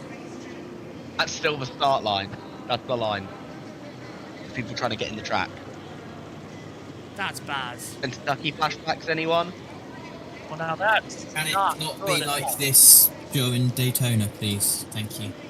Well, that's not good at all. That reminds you of the first time the Cup Series went to Kentucky back in 2011 when no one could get in. Yeah. At least this time they're missing a good race, though. Yeah, it has been announced as a sellout.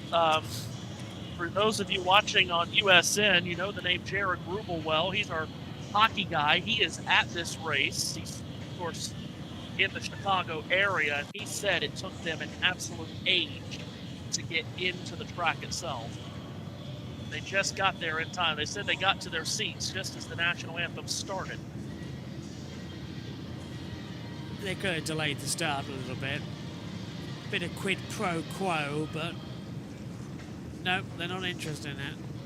Stage 1 complete then. I mean, do you think they would have delayed the start this far with that big of a queue still outside?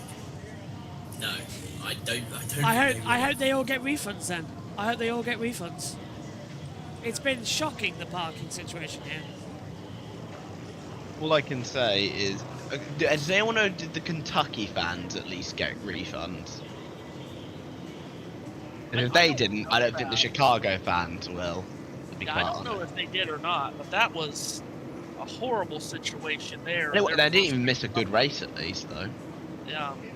But and you know, this has been announced as a sellout, and I'm not trying to throw shade at Chicagoland Speedway. This is just the truth of it. Back when the last few years that we ran at Chicago, we weren't anything close to a sellout. So this is probably the first sellout here since, gosh, probably the mid 2000s. So they were probably pretty rusty on how to get all these people in on time, and that's a shame. And it's ruined it massively, which is a shame. Right, let's hit the TNT. That. And we've got the MLB season heating up, and TBS has you covered all summer long. Watch the Yankees. Cover your eyes, Steve. Take it on the Rays Tuesday, 6 Eastern on TBS and stream it on HBO Max. Man, only 14 games back for the Red Sox in the basement. I just told you, don't look at the standings, One game off of Baltimore, where you're up next. You're only one game ahead of us. Been an issue on pit road that NASCAR's had to stop and work on, so it's delaying this caution a few extra laps. Not sure if the timing line came that's out what of I'm the wondering. surface of the track or something. Which I will tell you, I hate that we're having this issue, but looks like a big chunk of asphalt is just missing. Yeah. Walking around this facility all weekend, I'm going to give it to the NASCAR crowd. Julie Giese and everybody kind of helps oversee this racetrack. We could have raced here last year. I mean, the garage looked great. The grandstands look great. Mom, I've kind of walked the whole facility. It's hard to believe it's been dormant for 7 years. Yeah, Stevie, I'm over in turn 3 right now. I think I figured out my favorite place to watch the race from. Just watching them go through 3 and 4, they look like they're on a roller coaster. And then behind me is kind of like the backstretch. We haven't talked about it much. There's a lot of characteristics of this place, but it's kind of a D shape, which isn't normal for most of our racetracks. It kind of reminds me, Dale, of the old Myrtle Beach Speedway. I raced there before. It kind of gives me a little Myrtle Beach vibes back here. Yeah, it's pretty interesting to have a back straightaway shape like that. It's not really more trickier than anything else, but the way the sun sets here can blind you a little bit down the back straightaway. I remember that being difficult for turn 3, but fun little racetrack. You're always turning, kind of always either on the right rear or the right front tire. You rarely give the tires relief. You're always kind of fighting balance, tight or loose. It's a tough track. Let's get a report. Chase Elliott with Danielle. What's happening there, team number 9? Well, it was a late night here at Chicagoland last night in the O'Reilly Series race. Chase Elliott and Brandon Jones were putting on one heck of a show in overtime. Brandon Jones got the best of Elliott. He settled for second there, said Brandon drove a smart race. I wasn't going to race him too hard or get into him there at the end. He kept it clean, but he is hungry for his 3rd win of the season tonight, guys. Elliott started 9th. He has fallen to 15th, but the car is getting better. The latest he told his crew chief, Alan Gustafson, he said, it's not terrible. I feel like we missed it a little bit in that earlier run, just a little bit tight, but the balance isn't bad. They are slowly feeling like they're getting this car where it needs to be as we enter stage 2. Yeah, the 9's one of those teams that put on 4 tires back at lap 49 and just didn't make much of it, right? Byron Larson got to move forward. Elliott kind of just got stuck back there. Danielle referenced that was a fun race last night. Delayed a few hours because of all the rain we had here yesterday afternoon, but once we went green, an electric race. Brandon Jones with a tremendous job, as Danielle said, in overtime, getting his first win of the year. I'll tell you, one of the storylines for me that came out of that race was just how hard it is to choose, Dale. You and I have talked about this, which lane you want to be on the restart, how you restart. The leader didn't hold the lead. The leader who controlled the race didn't hold the lead on like the last 4 or 5 restarts. Like you were sitting duck, and I couldn't figure out top, bottom. It didn't seem to make sense where it was. The results were the same, but for different reasons. That'll be the challenge also in stage 3 for these cars. Pit stops coming up. William Byron leading them down to Vabismo Pit Road. Here's Shannon. Yeah, that 5 car is starting to free up, but they are still working on entry and exit of this pit stall for the 5 car. They told them pit a little bit wider from the wall, and they even pushed their pit sign out a little bit. Meanwhile, Austin Cindric said driving too much through the right front in traffic, leaned hard on the right rear out front. Danielle.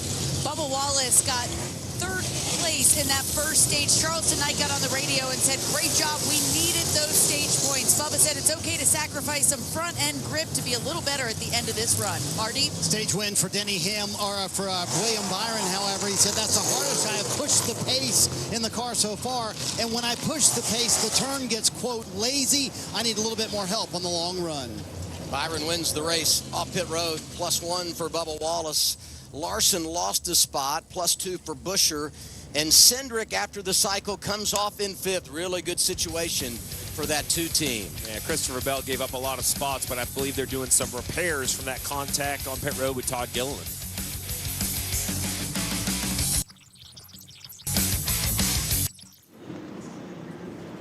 Matthew, were you saying something earlier on? They just call pit road.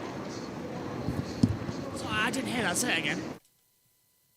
What the hell did they just call pit road? I don't know. Pit lane? Like, he called it down to something pit road. I'm assuming it's a sponsorship plug, but I have no idea what in the hell he said. Was that during the... He said, like, Vabomo? Like something, what? Well, let's go back and have a listen. Let's have a listen. JB Motorsports, pit road. The results were the same, but for different reasons. Let's have a listen, then. That'll be the challenge also in stage 3 for these cars. Pit stops coming up. William Byron leading them down to Vabismo Pit Road. Here's Shannon. The Vabismo Pit Road. What is that? I have no idea. I've never heard of that. That's totally new to me. As we get ready for a green flag. Right. Does this mean I can sit back a little bit in this stage and let Matthew lead? Because I am... how do I put this nicely? I've got 1, 2, No. 3, 4, 5, 6. I've got 6 monitors in front of me. It looks like I've got 12. I've had to take my glasses off. My glasses are making it worse. So I'm really struggling. It's been such a weird weekend, viewers, watching on. I literally have a schedule. I will read you on my iPad that I've had for today. That we've been working on our production order. It all started when Formula E got moved. So it started Friday night at 11 p.m. It then went to Saturday morning at 1 a.m., Sunday morning at 4:30 a.m., straight then into all day of Formula 1 action and tennis action. That then led to the O'Reilly practice, the Cup qualifying, the O'Reilly qualifying, IndyCar going long until late. O'Reilly race starting at 3 a.m. Another round of Sunday night F2, FP3 qualifying and race for Formula E. Then all the F1 action for today. From the Saturday the 4th to Sunday the 5th, it's gone from 10:23 until now, non-stop live. And I am literally done. Like, that's over 48 something stupid hours. So Matthew Owens, I hand it to you for Summer Stage 2 while I just zone out for a bit and try and get my eyes back together. Do we get a time to drop the hammer? It is cool. Oh dear, I suppose we could.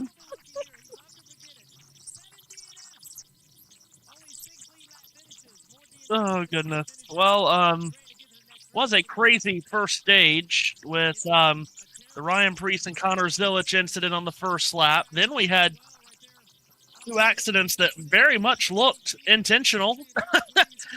Zane Smith into Carson Hocevar, and then Shane Van Gisbergen, or as they've called him on the Austin Hill radio, by the way. This is actually quite entertaining.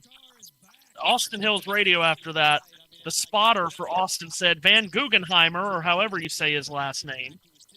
That's my favorite mispronunciation so far. It's not even that difficult, guys. Come on.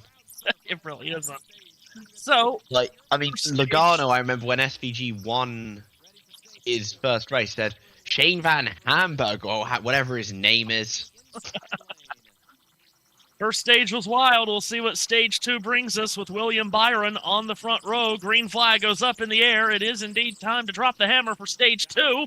Byron and Darrell Wallace Jr. on the front row, and Kyle Larson on the inside of row 2 gives a shove to his teammate William Byron. Off into the corner they go, and Byron is clear to the lead as they sweep up out of turn number 2. Go down the back stretch. Byron, the stage 1 winner, clear. Side-by-side action at second. Kyle Larson to the inside. Darrell Wallace Jr. flares up around the outside. Then it's Denny Hamlin, Chris Buescher, Chase Briscoe, and Austin Cindric. But off turn 4, it's William Byron out in front. The fight is on for the 4th position. Jack, Denny Hamlin, and Chris Buescher dueling back into turn 1.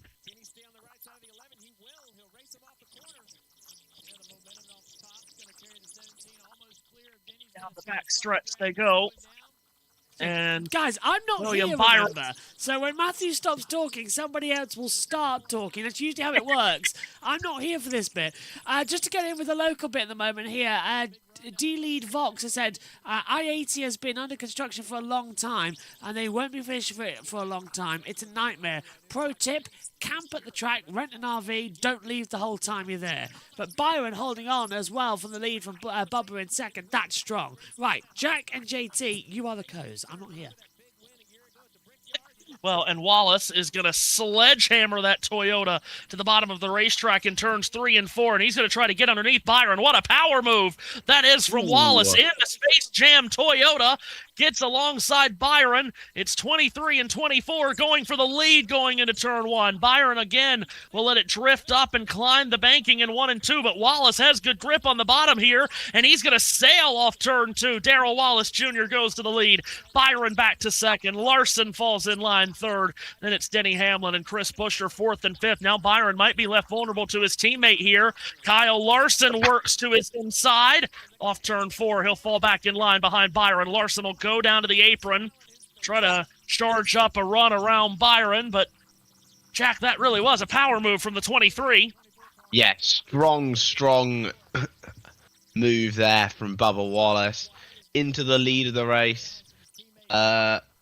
And Larson looks like he's going to get past Byron in a matter of a few laps at this point. He looks very quick, Larson. Hamlin also goes, oh, he's going around! Larson spins off turn 4 in front of the entire field. Denny Hamlin the commentator. Buescher goes around the outside, and everyone will avoid Larson, who comes to a smoky sliding stop in very wet grass. He is not going to get out of that grass without any assistance. And the caution flag waves, and you're right, Jack, curse of the commentator right there. Larson just flat loses it. We literally joked about this. Yeah. Yesterday. This happened. And this morning. If a car goes into the infield grass with how wet it is, are we going to have to go fishing for some NASCARs? The answer is yes. Well, the officials actually told them before the race, don't go in the grass. They literally begged them, don't go in the grass. It's like a swamp in there. And look, they're having to literally dig it in, and they're going to drag it all out. So all this mud and water is going to get poured onto the circuit as well. It's the worst thing that could possibly happen. And of course it happens to Kyle Larson. Look at the lines he's put in already. Yeah, he's going to lose at least one lap, if not multiple. And this is why there's all kinds of parking problems, of course, outside the track, because so many of the parking spots is in grass, and that's why you've had so many issues getting people in tonight. Oh, my goodness. But Larson, who a lot of people fancied coming into this race because of the kind of track that it is, he's so good on the 1.5 miles. He's good on these worn-out surfaces. Looks like he's going to get pulled out here without losing more than one lap if he can get back to pit road. Oh, that's going to safely. I don't like how that was pulled out, really. They've pulled him out, so now they've unlatched him. Now he's got to get back going, but again, he might have... The rear tires are flat, too, so no, this isn't over yet. Now they're going to have to tow him from the front and get him round the lap because he can't get back to pit road on his own power. All 4 tyres are flat. The mud's just popped them. I had literally just... Guys, you were watching me on the comcam. I took my headset off, took my glasses off, put my arm back and just closed my eyes for a few seconds. And all of a sudden I hear Matthew Owens screaming. So, yeah, now they're pushing him. The Ram truck is now pushing Larson around the field. And that's going quite fast, actually. They're really trying to get him off, aren't they, with a bump start? Yeah. Nothing stops Ram. Apparently so. Even JT says, are you here or are you not here? I'll tell you what, I am going to take this opportunity to go for a bathroom break, though, and then I am not here. Right, now I am leaving. Larson's not happy with the safety crew as well. Well, yes. Quote, blank idiot, turn right, it's flat, I'm beached, I'm blank. Well, yeah.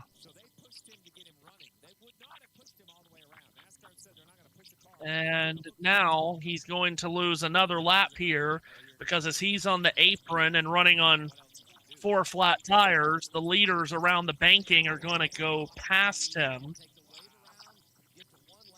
That's not good for the underbody. No. Free pass goes to Ryan Preece. Back on the lead lap now, right? Yep.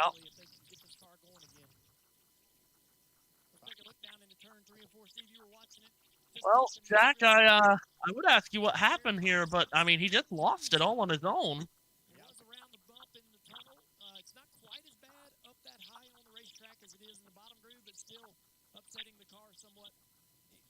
For me, you know, I'm not a race car driver. I'm a fan. I'm a crew chief. I hate this for Kyle Larson, but I love to see. This is how hard these are to drive. This is one of the best race car drivers in the world who is trying to end that winless streak, trying to make it free, trying to make it drive really good, and he spins out basically by himself on a very difficult racetrack. Listen in here, on board.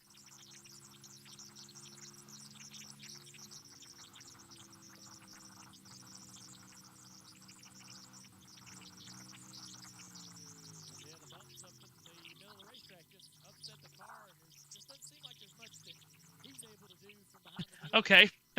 Well, Larson back going, but down laps. I was literally just sending a message to JT about what people are hearing and what people aren't hearing. Anyway, very good. We're all ruined. We're all on the same page now. I mean, again, as I was saying, Larson did not look like had a flat tire. Did not look like a flat tire is what caused this spin. He just lost it. So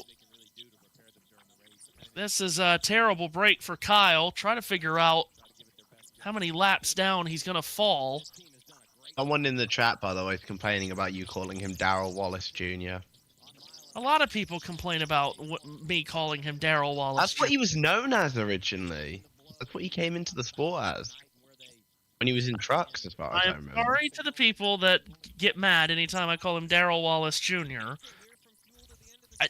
I've said this many times before. I don't have a reason why I call him that. It's just what comes off. It's just what comes out. Real. I mean, unfortunately, he doesn't call Denny Hamlin James Hamlin. James Dennis Hamlin. I could start calling him James Dennis Hamlin if you want. It doesn't roll off the tongue very well.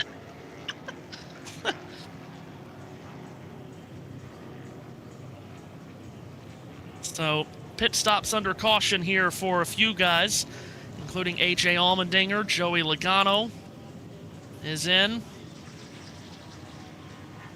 Christopher Bell in as well. They've really been working on that 20 car ever since the contact on pit road. To the right front. Also, Ryan Preece, who just got the free pass to get back on the lead lap after the lap 1 caution. Doesn't even take him to lap 100 to get back on the lead lap.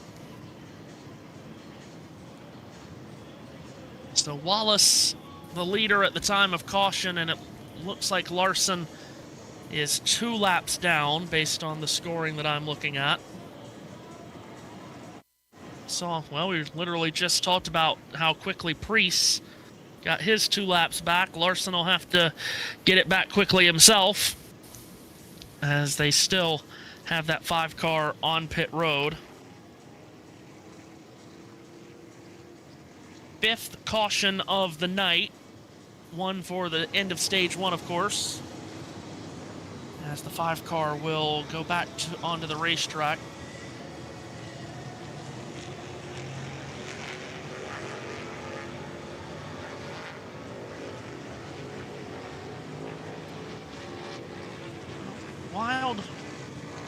wild start to this race here at Chicago. First race here in 7 years, as has been well documented.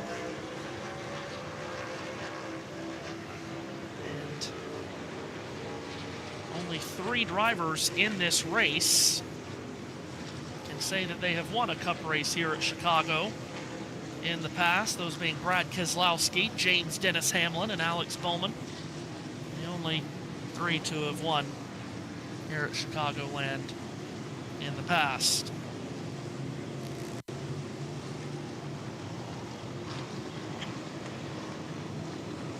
A chaotic race so far, I'll say that much. And looking like the chaos is going to continue. I mean, we might end up with a Cody Ware win. Well, let's not go that far. Asian Le Mans Series champion Cody Ware, may I add. So getting ready for the legend. Well, of course. Getting ready for the restart here. Darrell Wallace Jr., the leader and the control car, has chosen the inside line. And William Byron will be to his outside. James Dennis Hamlin and Chris Buescher in row 2. That's going to become a thing now. And then Ty Gibbs and Tyler Reddick line up in row 3. Toyota Camry pace car hits pit road, and we get set for the restart. Wallace on the inside sees the green flag wave in front of him. We're back underway at the end of the 99th lap. We take on lap 100 here at Chicago, and as all the restarts have been already tonight, they flare out 3 and even 4 wide going into the corner. Wallace nailed on the bottom. Byron around his outside. Wallace going to try to slide up, cover off the spot from Byron. Can't do it. They'll race side by side down this backstretch. Chris Buescher watches this battle every step of the way. Chase Briscoe jumps into 4th ahead of Tyler Reddick and Denny Hamlin, but it's Wallace away with the lead, getting a good run around 3 and 4 this time. And back to the line, it's Wallace who will lead lap number 100 as the racing is here, there, and everywhere in the middle of the pack. 3x3 racing. Middle of this hornet's nest going into the corner is down on the inside. Goes Ross Chastain to the inside of Austin Dillon. Shane Van Gisbergen is 3 wide around the top with Ricky Stenhouse Jr. to his inside. AJ Allmendinger is there. Carson Hocevar, Michael McDowell. Further up towards the front, Denny Hamlin and Tyler Reddick go door to door. The championship leaders battle for the 5th position. Reddick to the right elbow of Denny Hamlin as they scream across the line and race back to turn number 1. Hamlin will try to pull the slide job here on Reddick, throwing that progressive Toyota to the bottom, and then progressively moves up the banking, covers off Reddick, who then tried to come back at him down the backstretch. A lot of zigging and zagging here from Hamlin and Reddick is through 3 and 4. Reddick around the outside, loads up a run, gets alongside Hamlin. Door handle to door handle stuff here between the 11 and 45. Reddick repasses Hamlin for the 5th position going back into turn 1. Hamlin not giving it up though. He'll send it to the bottom of the racetrack through 1 and 2. Drifts up out of the corner, gets up in front of Reddick again, who will then once again pull out of the drafting pocket, dive to the inside, fall back in line for turn 3.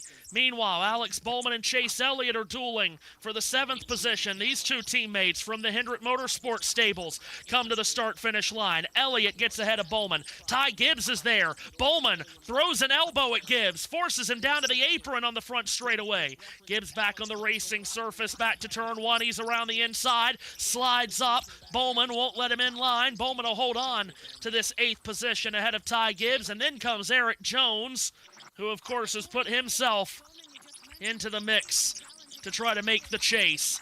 All of this happening just on the outside of the top 10. Bowman, one of those 3 prior Chicagoland winners that I was talking about earlier. The most recent Chicagoland winner was Bowman when he won here in 2019 for his first ever win, back when he was driving the 88. Behind him, here goes the aforementioned Eric Jones. Sledgehammers that 43 to the bottom of the racetrack off turns 1 and 2. He'll slide up in front of Ty Gibbs. Gibbs now will come back at him. He'll dart to driver's left going to 3. And the green and black Monster Energy Toyota on the bottom of the banking. Drifts up, side by side with Jones. Jack, good battle here outside. Tail into the top 10. Yeah, great move there from Eric Jones, who seems to have really found his footing in this legacy team. having been their sole consistent driver throughout their existence. Earlier, it looked like Shane Van Gisbergen might have skimmed the wall there. As Chase Briscoe goes to the inside of Chris Buescher, I think he thinks better of it, however, on an exit of 4. Briscoe and Buescher in a battle for third behind the leaders Wallace and Byron. Chase Briscoe still searching for his first win of the season. In fact, the top 4 drivers have not won this year. Wallace, Byron, Buescher, or Briscoe. You got to go back to Hamlin in 5th position, the highest running winner this season. Meanwhile, let's pick up Corey Heim, the San Diego winner from a couple of weeks ago. He's running with teammate Riley Herbst. This is at 12th and 13th on the racetrack, Riley Herbst and Corey Heim. As here's Alex Bowman. Boy, he has a major run off of turn 4. Cuts to the apron to get to the inside of Tyler Reddick. Not only will he steamroll his way past Reddick, he'll also work to the inside of Chase Elliott in turns 1 and 2. So Bowman on the move here in the 7th position and trying to take 6th from his teammate Elliott. Was unable to do so in turns 1 and 2. Now Bowman will go right to the bottom of 3 and 4. Elliott goes that direction too. Tyler Reddick climbs the banking. He's going to load up a big run around the top is Reddick off turn 4. He'll slice and dice his way to the inside of Bowman at the start-finish line. Rejoin the racing surface will Reddick. Elbow to elbow with Bowman as they blitz towards turn 1, and Reddick's got that spot right back. Jackie takes 7th. Yeah, I mean, good, solid move there. I mean, Bowman's looking strong today. I expected him to be given his win at Chicago, as SVG is passed by Christopher Bell, who moves up into, I think that is 23rd. Bell, who was looking quick in these early stages, faded back, but looks like he's trying to carve his way back through the field. He's got a Chevy to pass next. I want to say that is Ricky Stenhouse Jr., the 2-time Nationwide Series champion. Now Stenhouse just ahead of Bell, who drives the number 20 car, which Tony Stewart did drive to 2 victories here at Chicagoland in 2004 and 2007. Bell climbs the banking between turns 3 and 4 and tries to get a run up on the Mississippi driver. Ricky Stenhouse Jr. stays behind Stenhouse. This is at 22nd and 23rd position on the racetrack. Stenhouse will throw it to the bottom of 1 and 2. Left side tires on the white line, but Bell is right around the top, and he's got a big run at him. Is Stenhouse going to shut the door? No, he's going to give Bell some room. Around the outside goes Bell on the approach to turn 3. Side by side here for the 22nd running spot. Stenhouse on the bottom, and Bell keeps it flared out around the top. Should be able to make this pass pretty easily, and he does on the exit of 4. So Bell moves up into 22nd as we close in on the halfway point of stage number 2. This is lap 32 of 85 in the second stage. For you Kyle Larson fans, you can see on the timing and scoring that he is 2 laps down, running back in the 36th position. He's behind the mighty J.J. Yaley. Yes, behind J.J. Yaley. He is the only car a lap down at the moment. So let's see, Yaley and Cody Ware are about half a lap down. So Larson needs a caution pretty quickly in order to get the free pass to get one of those 2 laps back. As here comes Chase Briscoe on the attack in turn 3. He's going to pitch that Toyota to the inside of Chris Buescher. Off of 4, Briscoe gives Buescher plenty of room, and the Ford and the Toyota cars will run side by side across the line and arc back into turn 1 with Briscoe on the bottom. We know these Toyotas are really good the further the run goes on, and he's going to slide up in front of Buescher on the exit of the second corner, and Briscoe takes over the 3rd position. And he'll try to run down the leaders, Darrell Wallace Jr. and William Byron. He's about 2 seconds and change back of those leaders. Wallace running the Space Jam livery, of course, in Chicago, where his car owner Michael Jordan made his home at for so many years in the NBA, bringing this city 6 NBA championships in an 8-year span in the 1990s. As Austin Cindric moves up, getting around Eric Jones. That's for the 10th position as Cindric makes that pass on the turns 1 and 2 into the speedway. Buescher might not be done losing positions here, Jack. Denny Hamlin looks interested, getting to his inside across the line, and Hamlin makes a move for 4th. Yeah, Hamlin right up into 4th position now. Hamlin looking strong all day at this point. I mean, I remember he said he'd be happy to qualify 12th after practice. He ended up qualifying on the pole by, get this, 1,000th of a second. Yep. And Hamlin came in as... yeah, I think he did. Hamlin did come in as the race favorite.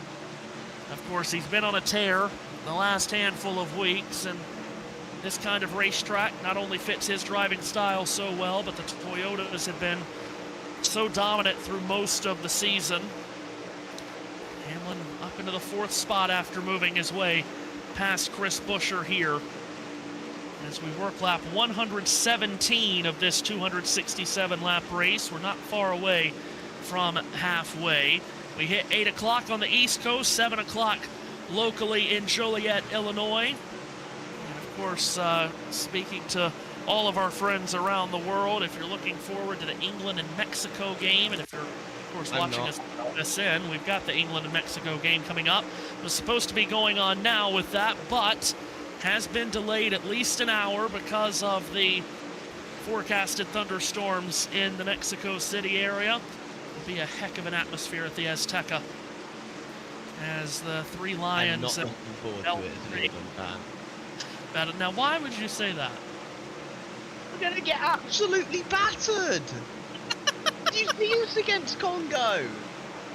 Yes, I did. We were terrible! And then if we do magically get through, we've got Norway. That Erling Haaland's going to score 4 against us. But at least we have half-decent defenders. Whereas Gabriel earlier showed he's just not very good. The great game. He's an Arsenal player.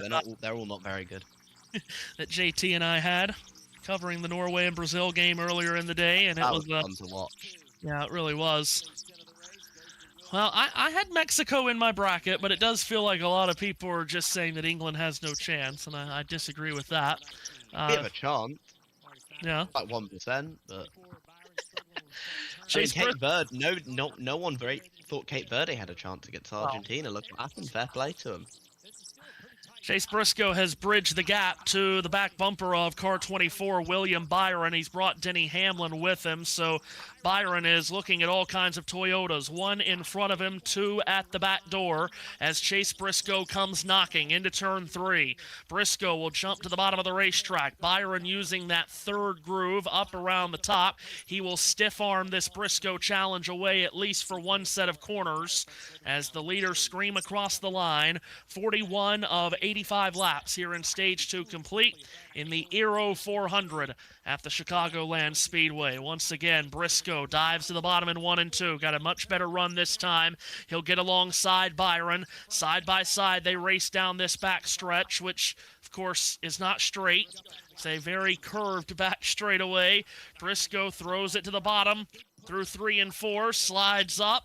These two are still side by side on the exit of 4. Byron with a nose in front as they cross the line. That's going to give Denny Hamlin a double slipstream down this front stretch. Back into the number 1 turn. Briscoe's going to pack it in hard on the bottom. That's going to give him enough room to slide up in front of Byron here. Briscoe takes over 2nd, and now Byron has no time to catch his breath after losing that spot because Denny Hamlin invites himself into the battle. Hamlin around the inside in turns 3 and 4. Byron slips up. Hamlin's going to complete this pass on the exit of turn 4, so in the space of about 2 miles or so, William Byron drops from 2nd to 4th, and now it's all Toyotas at the front. 1st, 2nd, and 3rd. Wallace, Briscoe, Hamlin, then Reddick in a Toyota 6th. Gibbs and another one runs in 8th, and Briscoe's charge isn't done, Jack. He's going for the lead. Yeah, Briscoe right on the back of Bubba Wallace. He's going to try and go around the outside here. Hamlin's right closing in as well. Briscoe on the outside, heading across the front straight. Denny Hamlin gets to the inside of Briscoe, however. He can't keep it. He decides to go to the inside of Wallace. They go 3 wide into turn 1 and 2. This is shades of Chicagoland back here in 2014 when Brad Keselowski took the lead late, going through the middle of a 3-wide scramble. 3 deep for the lead, going to 3. Wallace in the middle will slide away, and he'll leave the teammates Hamlin and Briscoe to battle. Hamlin drifts up through the middle of the corner. That gives Briscoe the run around the top. New leader in Chicagoland. Chase Briscoe puts the Bass Pro Shops Toyota in the wind, but he might not be done facing a stiff challenge from his teammate Denny Hamlin. Hamlin around the top will come off of turn 2. He'll set the crosshairs on the back of the Bass Pro Shops Toyota. You've got Darrell Wallace drifting back in third. William Byron closes in on him.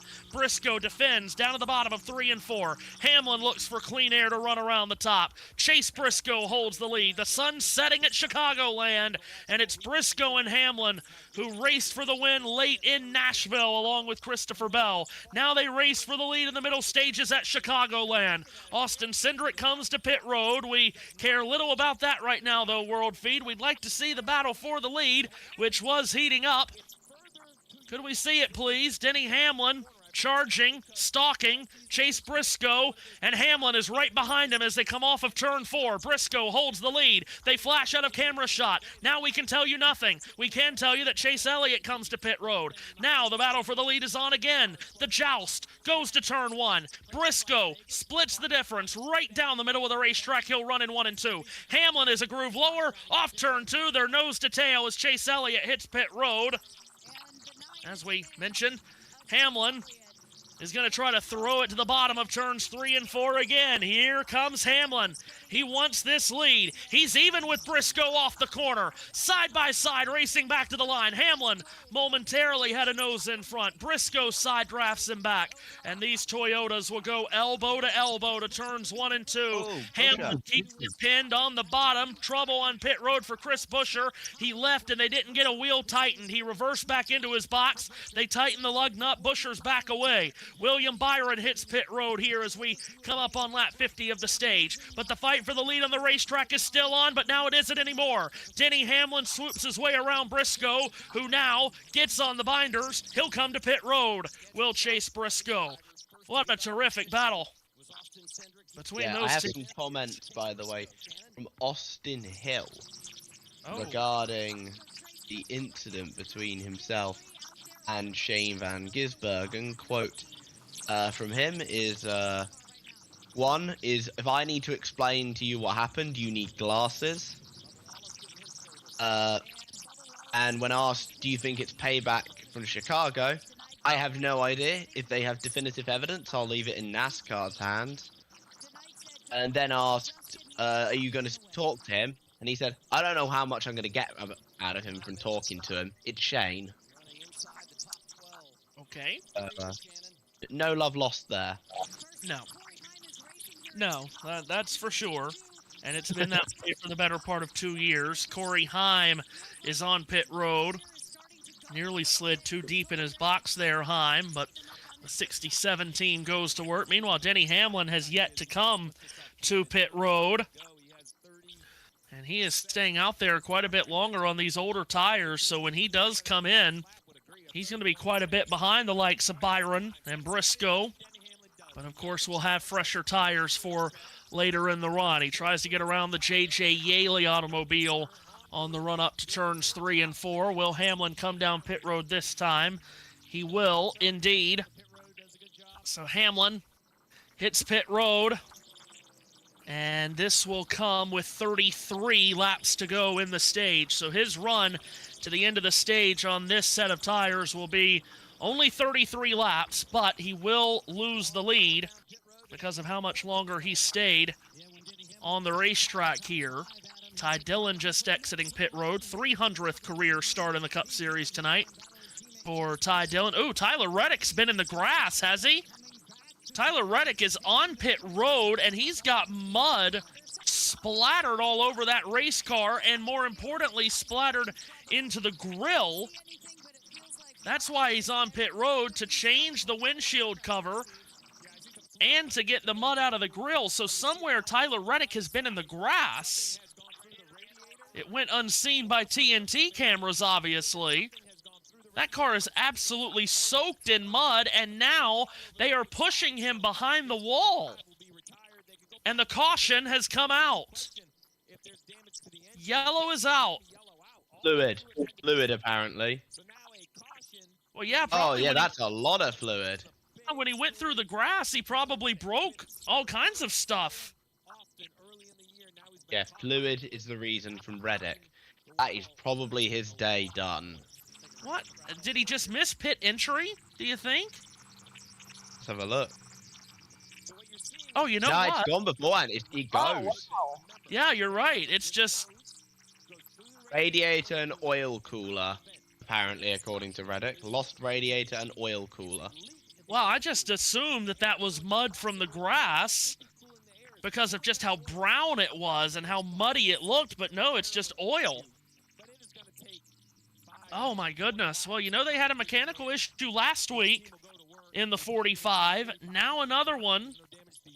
And the driver that had led the championship standings for every week of this season prior to exiting Sonoma last week, 1 point behind Denny Hamlin, is in the garage here. And Tyler Reddick not going to have the result. That's going to be him done, I think. Wow. He's been on a terrible run of form, has Reddick, and that's why he lost the big championship lead that he had on Denny Hamlin, which on Mother's Day weekend at Watkins Glen was over 100 points. Came into this race -1. And now look at him. If you're running in front of those cars, you're okay. But if you're behind those cars, they're not going to pit. So people are going to be trapped. So caution out again, and not everyone had come down pit road in this cycle. About 8 guys had not stopped, led by Ryan Blaney, followed by Christopher Bell, Todd Gilliland, Ricky Stenhouse Jr., Cole Custer, Ryan Preece, Zane Smith, and J.J. Yaley are the 8 that had not stopped in this green flag pit stop cycle when the caution came out.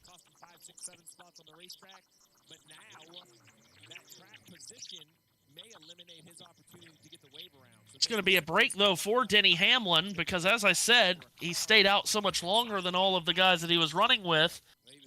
So he's going to have fresher tires, but he won't lose as much time to them now. He'll be right with them on the restart.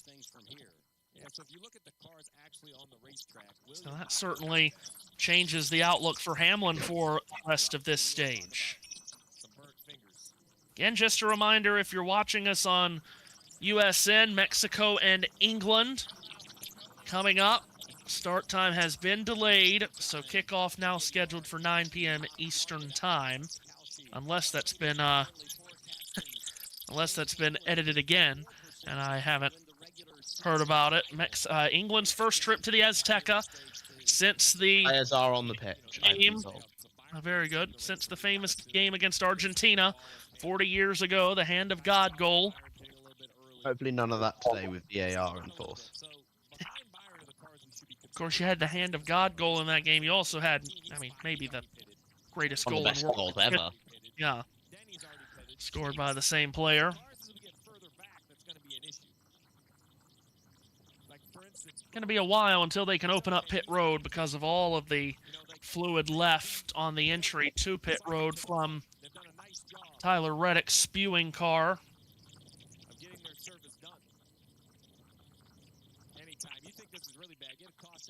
Actually just flipped the TV over to Fox to see what was going on with this now extended pregame show, and they are showing a montage of all of England's World Cup heartbreaks.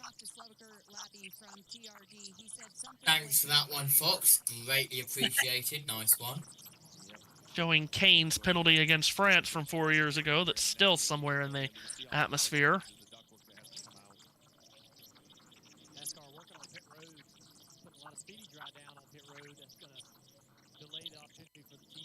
All this talk about Harry Kane being the best striker in the world. I know I'm with a bunch of English. Not the. he's not better than Erling Haaland. He's no, not at the moment. He's. I will say that Bayern Munich has definitely brought the best out of him. That's for sure. Like, he is scoring goals I didn't know he was possible of scoring, and I'm a big Spurs fan, so... Generally speaking, Bayern brings the best out of any player they get. Yeah. I mean, you got to remember, he was at the club I support for so many years, but I was happy when he finally left to join Bayern, because I knew he was going to do really well there. And the first year he's there, Bayern don't win a single trophy. How incredible is that? Yeah. Well, they have made the quarterfinals twice before in World Cups played in North America. Of course, they were not involved in the last World Cup in the United States, 1994.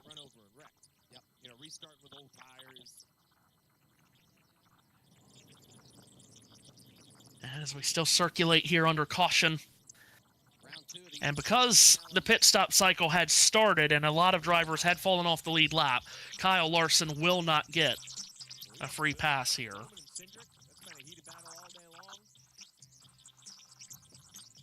But if he had made his pit stop, he could theoretically take the wave around to get one of his laps back.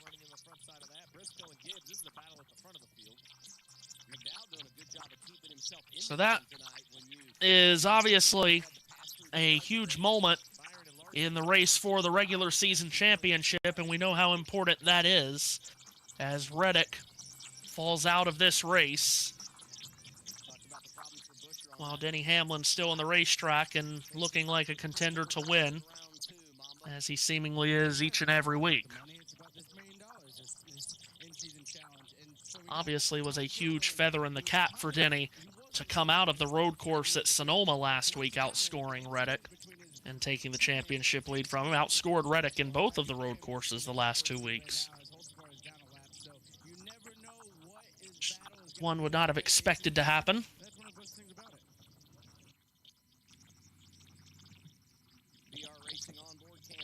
For some reason, we're getting a Carson Hocevar graphic while we were riding on board with Denny Hamlin. Can't get enough of him, can we? Oh.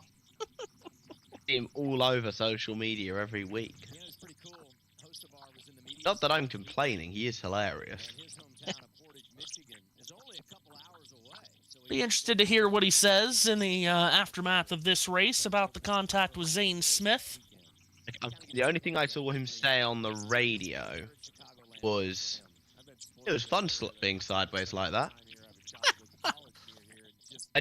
Again, Hocevar fans are going to be all up in arms about it.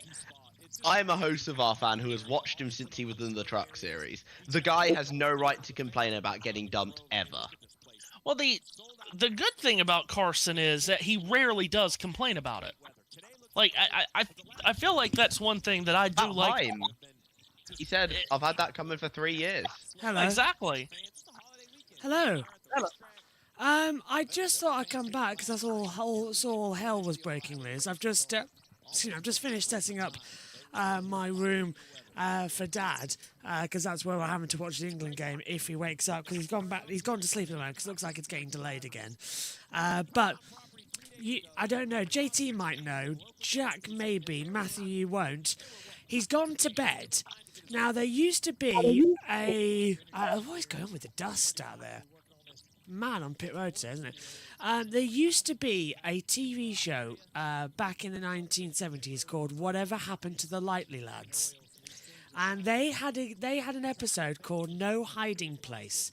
And during that, Bob and Terry, who are the main characters, tried to hide from the England game results because they were going to watch the highlights at the end of the day on BBC. So they spend the whole day avoiding the results, and they end up in hospital. And all Bob sees, England F. They don't know what happened. England failed, England like that, but it says England F. So they've made a bet with their mate, Flint, £10 each, that they can make it the whole day without finding out. But Flint comes through just before the highlight programme, and they're fed up of it, so they pay him the £10. and then it comes on the news, England's match postponed due to flooding, and they suddenly realise England F is England flooded out. And there's an entirely good possibility that tonight's England game gets flooded out. So I've written my dad a note on a piece of paper, England F, and on the back, flooded out. So it reads England flooded out, and inside I've stuck two £10 notes and left it on his table in the front room. So if he does get called off, there's a nice little throwback. And that, people, is how you have fun with your family. As well. And I do know that Tyler Reddick exploded and covered 3/4 of the track with fluid on the apron. That's why the caution's out. Blaney and Bell just coming down pit road now for some more tyre action as we get through with 128 to go. We're past half distance. The race is official. But I'll tell you what, though, Tyler Reddick, we were talking about this, Matthew, before you came on the show. He has got no luck. More DNFs in the last 5 races. He's losing the points advantage massively. He'll end today on 715 points only. Back to you, Matthew. Yeah, he's been on a rough spell.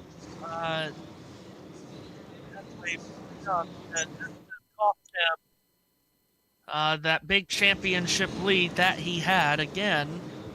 Reddick exited Watkins Glen, the 12th race of the year. He left there with a 129-point lead.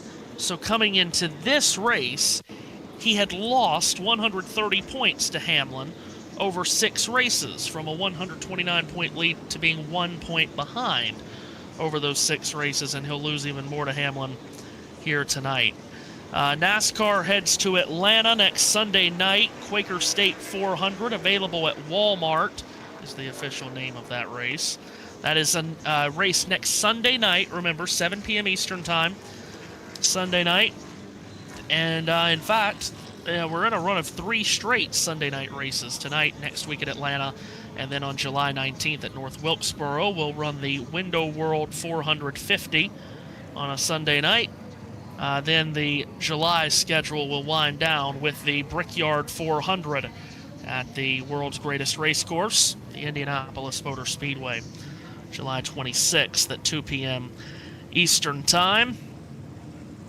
And we'll have an off week, just the second and final off week of the year before going into August, which will wind down the regular season with races at Iowa, Richmond, Loudon, New Hampshire, and Daytona. And then the chase begins September 6th with the 100 at Darlington. Yes, you heard Daytona. Daytona is good for me. I like Daytona. I've just sent you, Matthew. Daytona? Yeah, I've just sent you, Matthew, for some context, that episode of Whatever Happened to the Lightly Lads. Okay. So I think you'd like it. You like British comedy a lot. I think you'd appreciate that one. Check that out. I'll be My back. goodness, how old is this? 1970s. Really old. Oh. Okay, yes. I was minus 38. It's Whatever Happened to the Lightly Lads. It's a spin-off from the 1960s, The Lightly Lads, and then it came back with Whatever Happened to the Lightly Lads. But it's so funny. It is, honestly, it is so funny as they come through. Oh, I see they're still singing out there. I like the song for TNT, but I don't know. There's Reddick, being sick out the front engine, coming into it. That's a cool shot. Drone cam there. That is a cool shot looking down on the Chicagoland Speedway. I don't know why we don't. Do you remember a couple of years ago when on the app you could see every part of the track and has battle cameras and all that? Why can't we have those? Because of money, because of HBO Max. Ugh. Wow. Can I just point out, Matthew Owens, and without offending every American, 776 to 2026, 250 years. Call us when you reach about 1,300, which is what next year is for us, I think. We've not been the United Kingdom for that long, though. I loved but we've been the Great Britain. tweet that I saw, which was something along the lines of, so, the USA has reached 250. My local pub is 364 years old. Yeah. I mean, not to gloat, but the land I'm currently sitting on right here, is that a stone that punctured the radiator of Tyler Reddick? It is. It looks like someone shot at it. It literally looks like a bullet hole in the radiator. Guys. Well, we are in America, so it checks out. I know. Guys, come on. But yeah, fantastic. What was I going to say? I used to love watching. Oh, I'll tell you what. I'll send the link in. If anybody wants to after this race go and watch the Lightly Lads episode, I'll send the link in here in the YouTube chats as well, and then you can go and have a watch after, because it is actually really, really good. We go green again there, Matthew Owens, and already there's drama coming through the tri-oval. Yeah, cars flaring here, there, and everywhere. Alex Bowman and Ty Gibbs look like they nearly made contact. Austin Cindric gets stacked up in the mess going into turns 1 and 2, and one car's in the wall. That might be J.J. Yaley. Can't quite tell. Might also be Christopher Bell. Couldn't tell who that was in the wall. They've kept going. Meanwhile, up front, William Byron side by side with Chase Briscoe, diving down into 3. Oh, Darrell Wallace Jr. skates up the banking on the exit of turn 4. Denny Hamlin and Ty Gibbs will get around him. Alex Bowman will try to his inside. Ryan Blaney will go to his outside. As Byron gets the lead off the restart from Briscoe, then Chase Elliott, now Ty Gibbs to the inside of Denny Hamlin. That's a fight for the 4th position. It wasn't Bell that hit the wall because he's in this lead group, and he swoops from top to bottom off turn 2. He'll stack it 3 wide with Blaney on the outside, Wallace in the middle, Bell down on the inside, Ryan Blaney closing in towards the front here as this race goes on. Blaney gets past Wallace, trying to secure the spot on Christopher Bell. That's 7th, 8th, and 9th. Blaney, Bell, and Bubba. Also, you've got the 34 of Todd Gilliland jumping into this battle as well.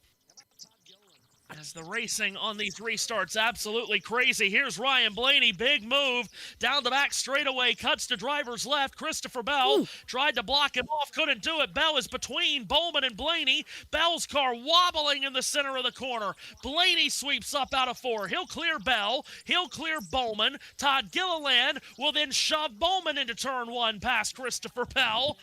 All of this happening with 19 laps to go here in the stage, Jack. Restart, crazy as always. Absolute chaos as we see side by side Bubba Wallace with Austin Cindric as we go to a replay. So who was it that... Did it say the contact into the wall? Oh, this is where Bubba got way loose there.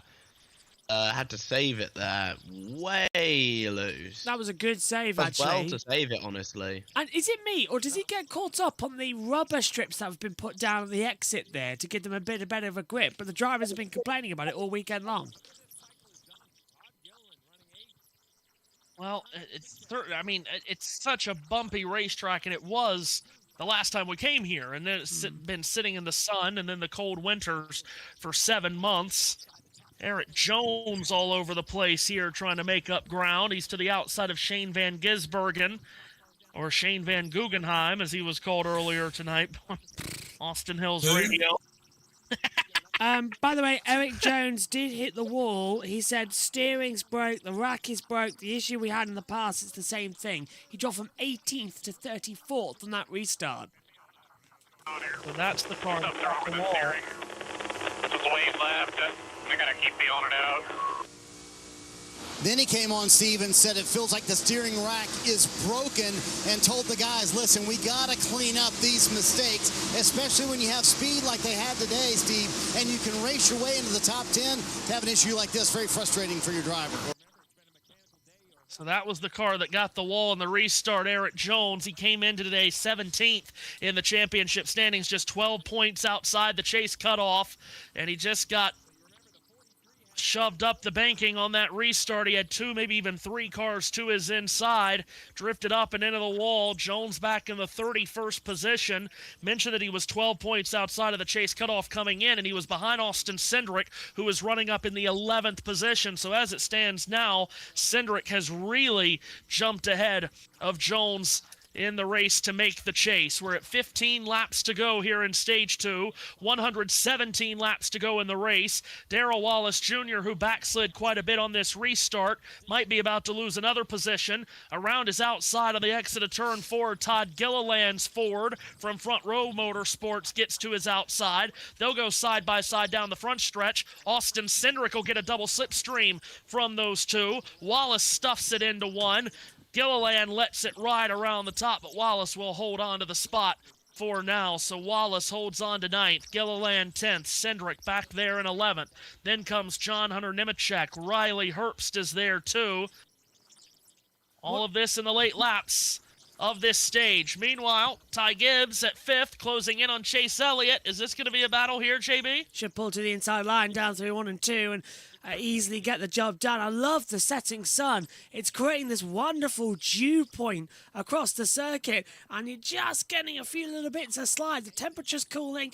We've got this lovely sort of dark cloud at turn 1 and 2, bright sunshine 3 and 4. You're racing between different conditions. The drivers are going to almost have an epileptic fit if they're not careful how quick they're steaming around here. But Chase Elliott still holding back, but the 54's right on him through 1 and 2, taking the low line, almost clipping the apron there. So just keep it up, and surely on the exit, very close to contact, but just holds it back. And this should now be an easy move on the inside line as Gibbs goes through. So 4th position for Ty Gibbs. The Monster Energy Toyota slots up into 4th. So you've got a Chevrolet leading the field, then 3 Toyotas now at 2nd, 3rd, and 4th. Then the Chevrolet of Elliott. First Ford is 6th place, Ryan Blaney. As we're at 11 laps to go here in stage number 2 at Chicagoland. By the way, Kyle Larson did take the wave around during that last caution to get 1 of his 2 laps back. Everyone else that's on the track is on the lead lap, so as long as no one else falls a lap down, Larson will be back on the lead lap by getting the free pass when the caution comes out for the end of the stage. That's 10 laps away. Ryan Blaney at 6th. Gets the rod and reel out, starts to fish in Chase Elliott into turn 1. Here's Blaney to the inside. Elliott will hold him off for now through this set of corners. Down the back stretch they will go. Christopher Bell is about 4 car lengths in back of this battle, running in the 7th position. As Blaney continues to search to get higher up the running order here. Longer the run goes on is generally when that 12 car becomes the best, Jack, and it's looking good here tonight as the sun continues to set in Chicago. Yeah, racing itself tonight has been absolutely phenomenal. We've been seeing battles throughout the field, great side-by-side racing, and I think we've seen more than enough of a case for Chicagoland to return next year. That will be all the talk in NASCAR Nation throughout the week is, should Chicagoland be on the calendar again next year? Because all the talk has been, it sounds like the Chicago Street Race is coming back next year. And is it possible or is it needed to have a Chicago Street Race in downtown Chicago plus the race in Joliet? I'd rather have the race here, really. I don't think the street circuit really worked. I think I much prefer the... As it gets stopped with a yawn mid-sentence, I much prefer the naval base. That was a much better circuit, in my opinion. It was a lot more fun. 3 wide, Chastain, Logano, up the inside. I can't see who that is in the barrier coming on the outside. It's the 77 as well, making a move coming through as well. So, great stuff from Carson Hocevar of the battle. This is over 21st, 22nd, and 23rd positions. Yeah, those three wide through 3 and 4. Now Ross Chastain is going to get right up underneath the rear spoiler of Hocevar going towards turn 3. Joey Logano's in there too. 2 of these guys, Chastain and Logano, really need big results over these next handful of weeks. Is to make the chase. Logano getting around Hocevar now. He's going to try to go after Chastain. Logano, another guy that has not won here in the past at Chicago, which is a bit surprising. Yeah, I mean, we've raced here 19 times before. We haven't had that many race winners here, which is really surprising to me. looking through, the last 5, if my iPad wants to open up, coming through, I can tell you. Bowman, Kyle Busch, Truex won here twice, 17-16, and then Denny Hamlin in 15. Yeah, only Hamlin, Bowman, drivers that have won here in the past, along with Keselowski. Keselowski winning here a couple of times. Here's Ryan Blaney again. He is going to try to go after Chase Elliott for 5th again, and for some reasons the camera's cut away from that. Meanwhile, Tyler Reddick is back on the racetrack by the looks of it. He is 29 laps down. I'm not sure why we cut away from that battle, though, between Elliott and Hamlin. Or Elliott and Blaney, I beg your pardon. I never know anymore why they delay these things before to go. TNT's not been prime, is it? Wow. Blaney has made that pass on Elliott now.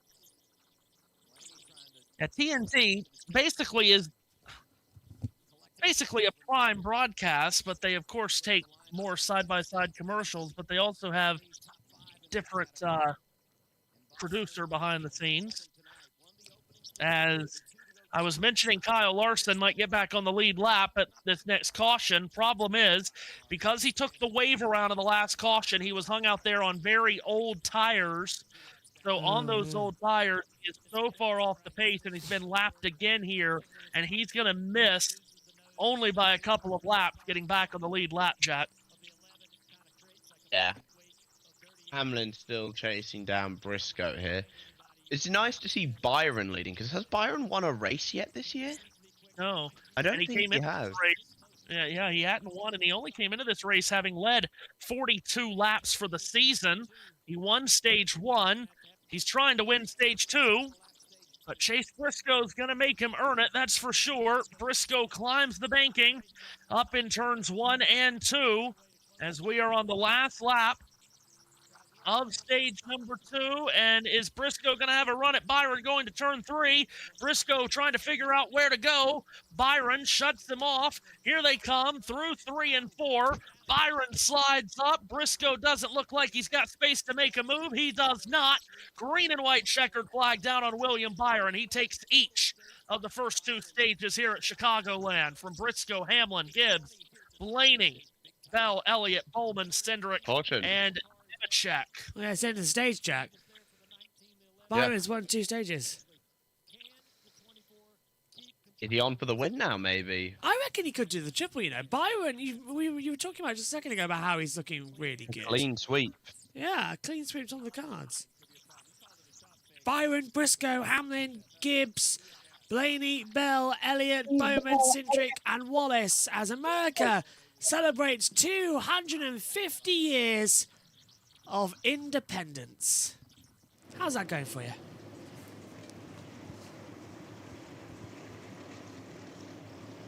I still love Will Buxton's comeback, by the way. Have you all heard it? Have you heard it? No. Really? Oh, okay. It's very good. It was something along the lines of 250 years ago, this great nation became Tom, independent from my great nation. Yeah, told my great nation to go away, isn't it? Well, somehow the it was like he told my great nation to get stuffed, I think was the phrase. Can I ask, is the game delayed until 3 AM again? Not to my knowledge. Until 9 p.m. Eastern, so that's 2 a.m. over there. Thank God for that, because if it was any longer, I might shoot myself. That is a shame that you lot over there in England did blow that 13-colony lead 250 years ago. Yeah. It's okay. We've started the long process of getting you back. You stole that from another tweet, didn't you? Oh, please. That's hardly the first time anyone said that. Yeah, well, we're in the process of getting you back. I saw that tweet. I thought it was quite funny, to be fair. After Trump, you lot are going to be begging us to take you back. You kidding me? Trump is the reason Balogun's playing tomorrow.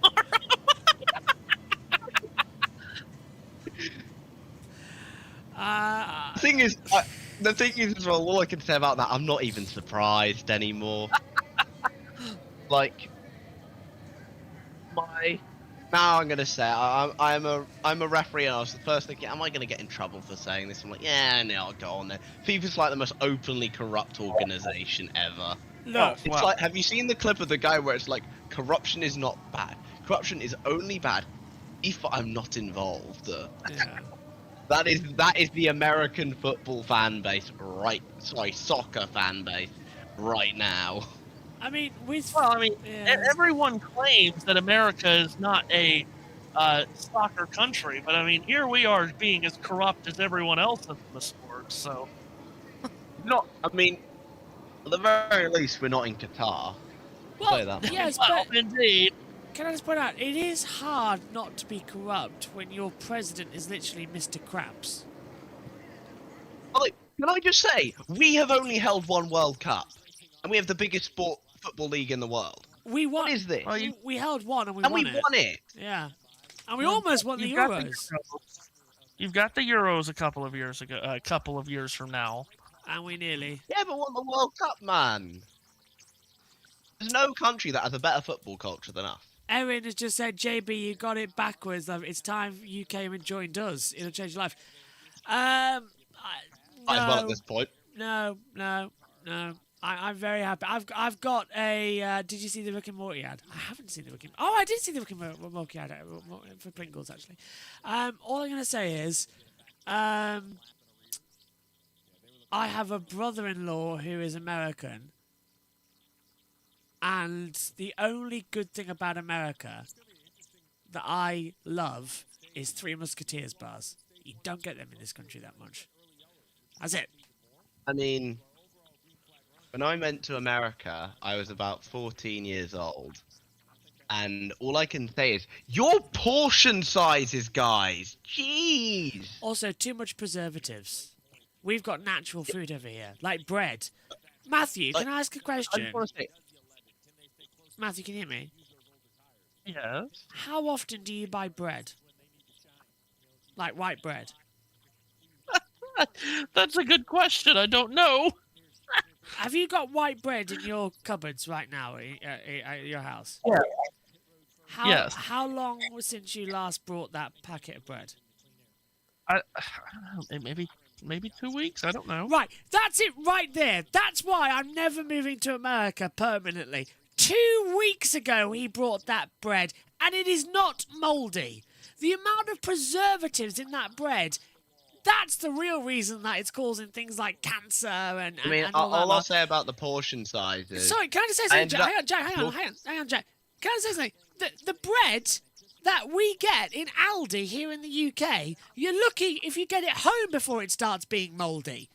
It's fresh. Everything here is fresh. Like problem, but see, you're making that out as if it's a problem for us. It sounds like a problem for you. No, because what we eat, we know it's fresh. What you eat, you're eating all the preservatives and everything. It's horrible. Ugh. You have Lucky Charms as a cereal. That's enough of a criticism. Yeah, right, pit road quickly before we get back to this debate. Tyler Allen, I am just way too free. He said, we'll tighten you up. He scored 9 stage points today, Marty. William Byron said in the pre-race show, all I'm worried about is a big point stage. Checked in that category. 2 stage wins for William Byron. Said it went tight the longer he ran. Same complaint for Denny Hamlin, just too tight on the long run as well, especially in 1 and 2, Adam. Everybody execute. Right, also, right, there we go.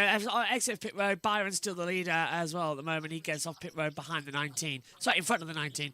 Right, do you know how backwards America is as well about food consumptions? You made the Pillsbury Doughboy a villain 3 times. Like, how does that work? Ghostbusters. Again, I need to go on my rant about portion sizes. Go on, do it. I ended up having to go, because normally at 14 I was going on the adults menu over here, because quite frankly kids menus are tiny. I get to the, I have the adults. Your kids menu is the same size as our adults. Just saying. Yeah. They're very nice, by the way. I'm not complaining about them. Very, very nice. Do you know what I But was the Hard scared? Rock Cafe was amazing when I went to Orlando. Oh yeah, there are places. It also introduced me to Avenged Sevenfold. So can't complain. Okay, this is what I want to say. I really want to go to New York, and I really want to have the stereotypical New York food. I want to go to America and experience it all. Absolutely. I love Twinkies. They're fantastic as well. They're just brilliant food. I love the sweets aspect of things, but it's just I don't understand how you don't have things like, you have your. I can't work it out. What is it? I can't remember.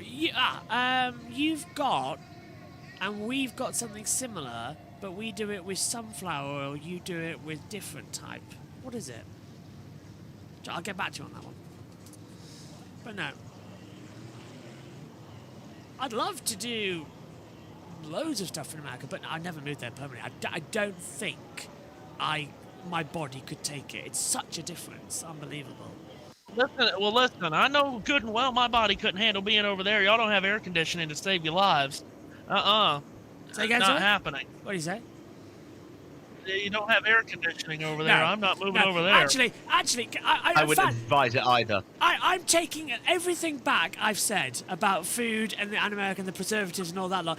I take it all back. I will happily live in America to have air conditioning, because the UK houses are built to keep the heat in. So when it really is hot here in the We used UK, to be a lot colder as a country. it did, yeah.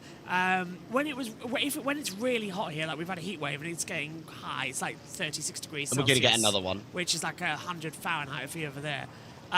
Oh my God, you sit in the house, and I kid you not, there's a barometer in this commentary box, and it rockets up to like 120 Fahrenheit, 50 degrees Celsius. You boil to death in these places. So I tell you what, dear viewers, everything I take back about America, I'm there for air conditioning. I would happily put up with everything for air conditioning. That's the one thing you've got right over there, air conditioning. Love it. Well, I heard. I mean, they got American football too. That's pretty sick. Oh, I love American I football, heard Super Bowl as well. Like a politician in France that was blaming United States air conditionings on the heat wave over there, and I'm like, Was that Macron? You could just as easily put air conditioning in all your buildings over there, and you'd be just fine. I read that. I was like, what? But you do you. Penalty Zane Smith, by the way, uncontrolled tire. I mean, I can't stand being hot. It's not. No, I get Neither very. can I. I get very cranky, and yeah, no. I know air conditioning. Yeah.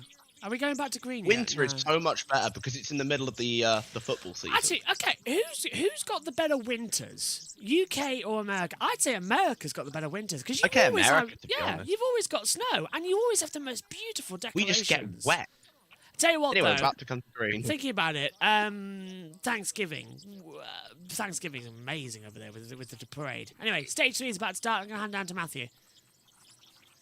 We'll get the final stage started as we are heading towards the final 100 laps of this race. It's 95 to go when we get green. William Byron and Chase Briscoe take the green flag on the front row. Byron, the control car on the inside, gets a good jump and a good push from Ty Gibbs. They fan out 3 and 4 wide, middle of the pack as they have on all the restarts tonight. But it's Byron out in front, leaving Gibbs and Briscoe to battle side by side for second.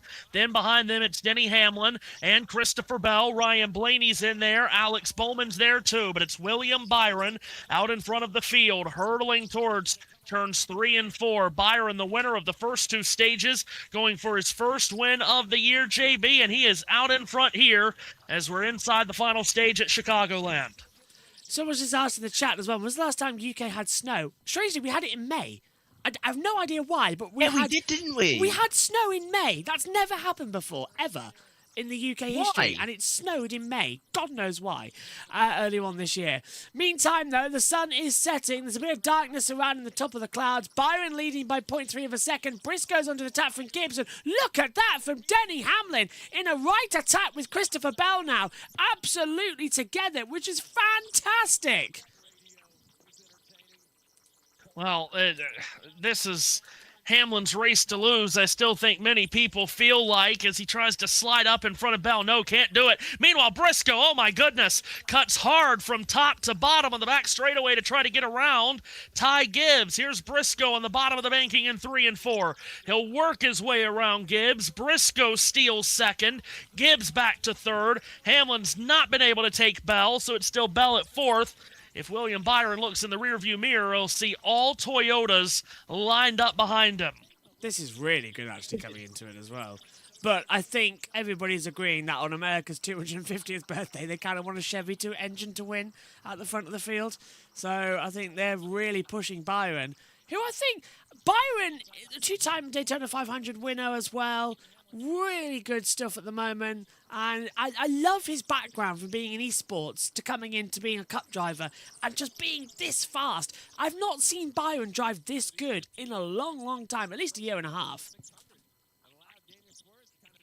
People are loving about how much we're talking about the difference between the UK and the US. That's what I love about this. It's fantastic. We can have the banter.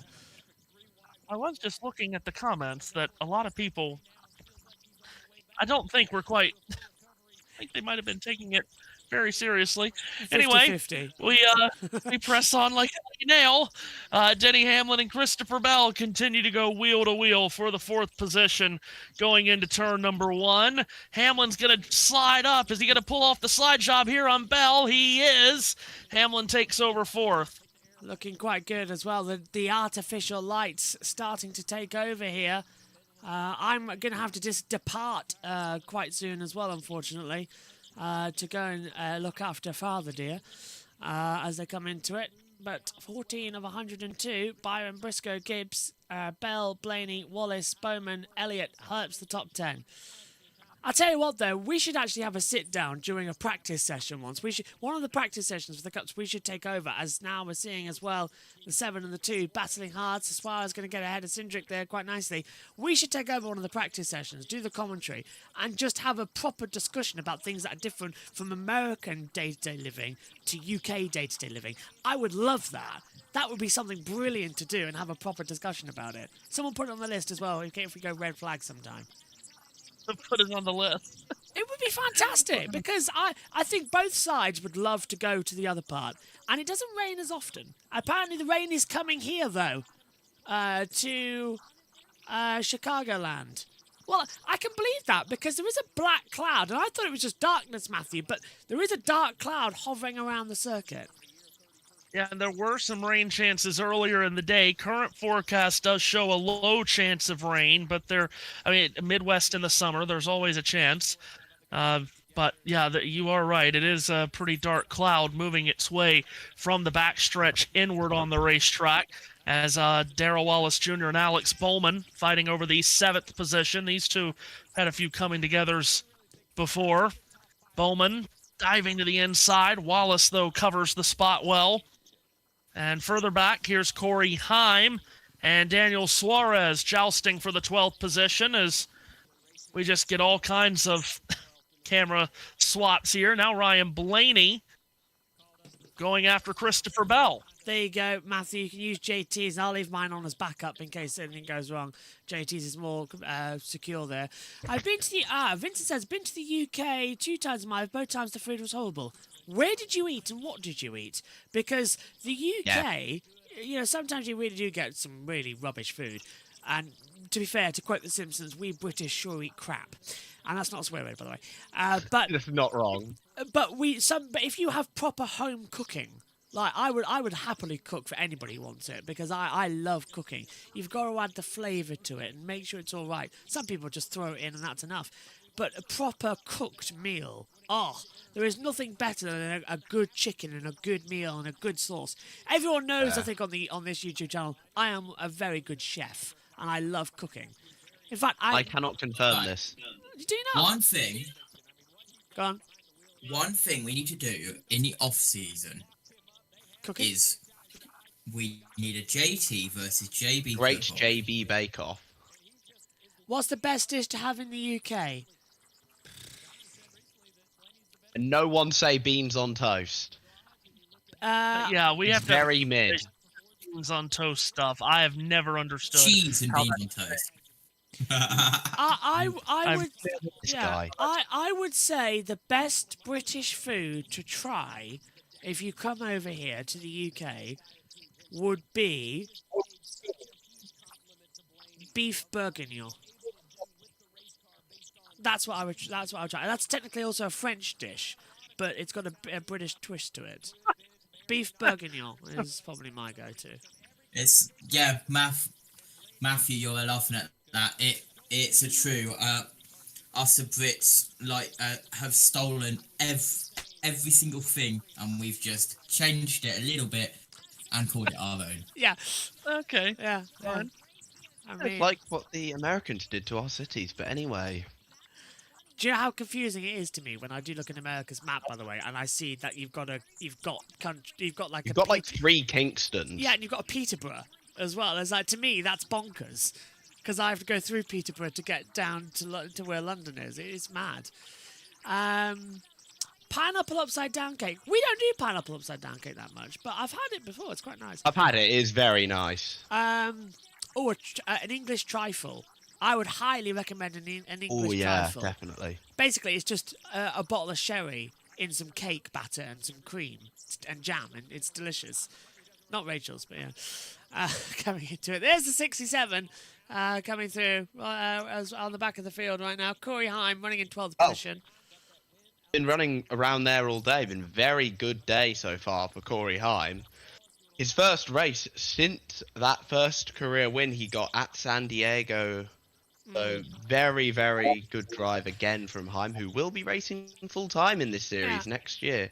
Who knows? Maybe it'll be Heim time sooner rather than later. I tell you what, guys, as I disappear and I'll come back before the end of the stage. Thank you, Matthew, by the way, for filling in a lot today, and to as well JT and to Jack as always. Guys, we will organise a practice session for the Cup at some point over the next few weeks, where because we never get any TV pictures for those sessions, we will just have a big debate about what day-to-day living is like in America and the UK, and we'll talk about the foods and we'll discuss what's better, and we want you to get involved in that. That would be fantastic. I'd love that. Right, I'll be back later on. I hand down to you boys. Yeah. Well, thank you. I still need to know about how this beans and toast is a thing, but anyway. I don't know either, okay. Matthew. I apologise on behalf of the UK. Right, nobody likes beans on toast. Beans on toast is I hate it. Right, basically, beans on toast is something you have when you're about 5 years old, and then you don't have again until you're in university, or you guys would call it college, and you're basically broke. That's it. You don't have it at any other point of the years. It's basically it's a pre-pubescent food. It's equivalent to baby food. Nobody has it after. If grown-ups have grilled cheese sandwiches, which is basically... Oh, yes, absolutely. Actually, do you guys have Costa coffee over there? Well, I don't know. I'm not much of a coffee drinker. Because I know you got Starbucks, but... They do good cheese toasties, to be fair. Yeah, Costa are brilliant, honestly. Actually, a good coffee... Good peach iced tea, too. Oh, God, I want a coffee now. It's 2 o'clock in the morning, I want a coffee. Right, I'm going to head It's 2 out... o'clock in the morning, JB. I know, and I want a coffee. Right, I'll see you later, guys. I'll be back before the end of the stage. I'm no better. I want a Dr. Pepper right now at 2 a.m, but I'm not going to drink one. Well, I was going to step away under the yellow and get a Coke, but then we started talking about... Well, what exactly did we start talking about?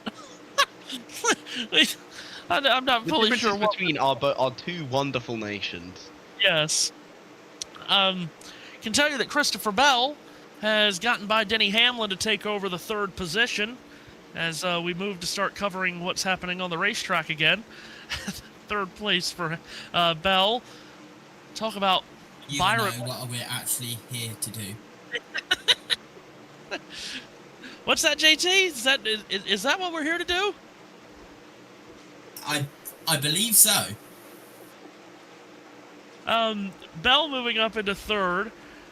Jack, we were just talking about how Byron's not won this year. Well, none of the top 3 have. Byron, Briscoe, and Bell all looking for their first win of the year.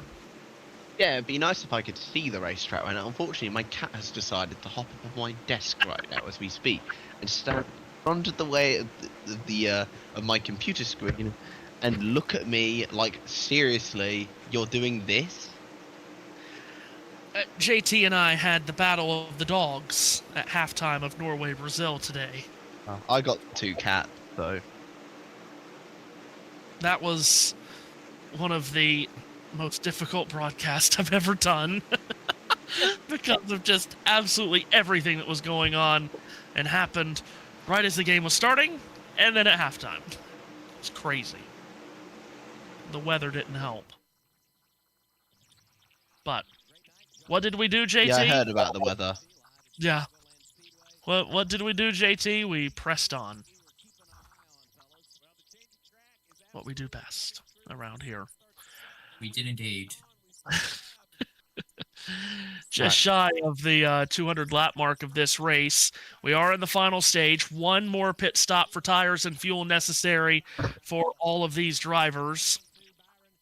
As William Byron continues to lead. It has been since the penultimate race of last season at Martinsville.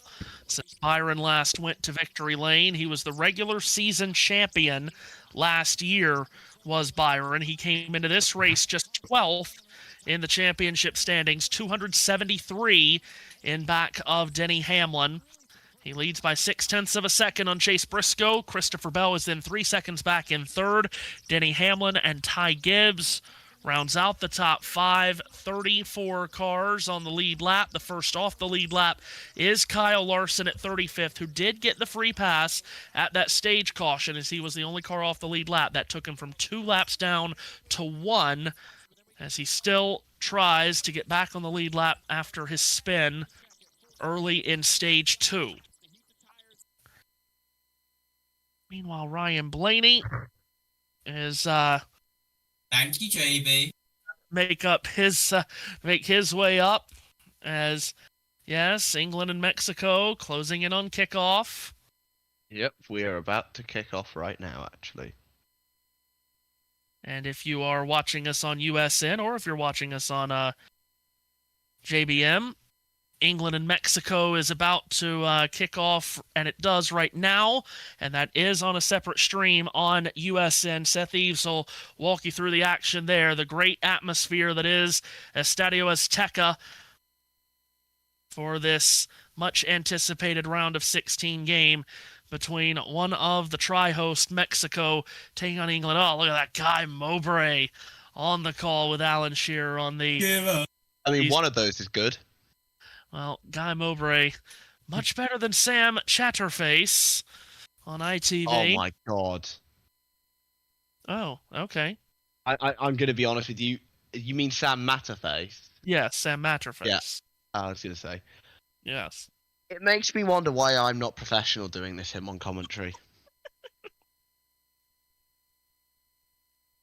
Denny Hamlin trying to... Oh, you're actually joking. We're going to get a yellow card already. That's Luis Romo down, and it is a yellow card. Oh, Declan, mate. Really? Here comes Bell and Hamlin trying to get that position back, which Hamlin stole away that last time by, but Hamlin sails off into the sunset. My phone goes crazy. Phone goes crazy as the crowd goes crazy as Denny Hamlin takes over the third position from Christopher Bell. We take a look back at Darrell Wallace Jr. running back in the 7th position. Has not made up that ground that he lost on the last restart when his car walked up the racetrack and lost a number of spots. Still mired back in 7th. So just a positioning game from here, you would think, until those final pit stops take place. We'll see when the crew chiefs call their drivers down to pit road. Through the first 2 stages, of course, they've split the stages basically in half as best they could. But this stage, about 20 laps longer than the first 2. So we'll see what happens as we click the laps off here at Chicagoland. We're at 65 laps to go in the Eero 400. Oh, by the way, John in the comment section on JBM says Andres Cantor is the GOAT. He is certainly quite the legend, is Cantor. Also, we have a comment saying Mexico 11, England 0. I'm going to be honest with you and just simply say that is a ridiculous prediction. That's the half-time score.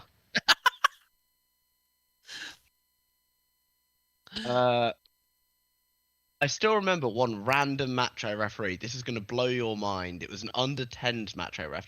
It was 27. I think it was 29-6. Under 10s. We just quickly. That's an insane score, by the way. No.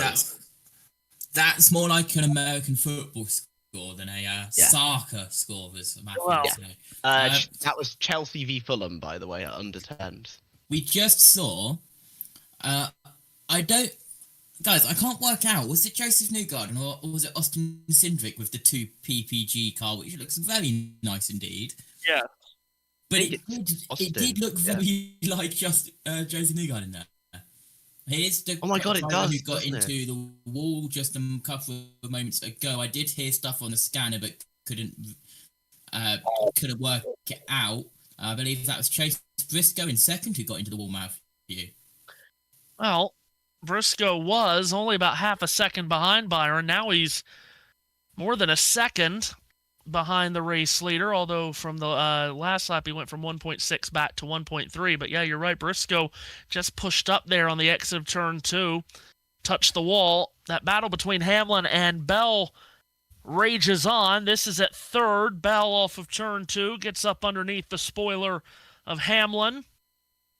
And Bell's going to make a dive into turn 3 here.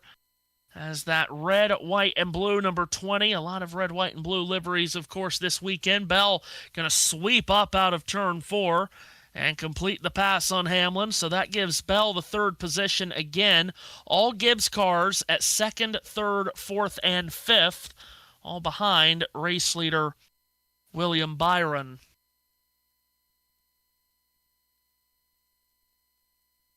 Glad to hear from you, by the way, JT. I always do enjoy when we hear from you on these streams. Hello, I'm speaking words to like 1.2 thousand people right now at what is 2:05 a.m. in the morning. But anyway, we move on. The sun is set and has nearly set / has set over there in Chicagoland, which means one thing, that in an hour's time, the sun will start rising over here. It is crazy how the world and time zones work, Matthew Owens. Meanwhile, we have Byron in the lead, Briscoe second, Bell third, Hamlin fourth, Gibbs fifth, and then Blaney sixth, Wallace seventh, Bowman eighth, Chase Elliott in the 9 car ninth, and Heim in the 67 car is in 10th. Well, indeed. I see the comments have just gotten crazy. In the comments, I don't think. Maybe we shouldn't do that practice session that JB was talking about going through a practice session talking about England and America, because I don't think people have taken too well to our conversation earlier. I mean, I don't know how and why we got there in first place, but anyway. Yeah. I was away and out of the room when that kicked off. I just came back to explosions everywhere. Yes. But anyway, getting a lot of comments about it, that's for sure.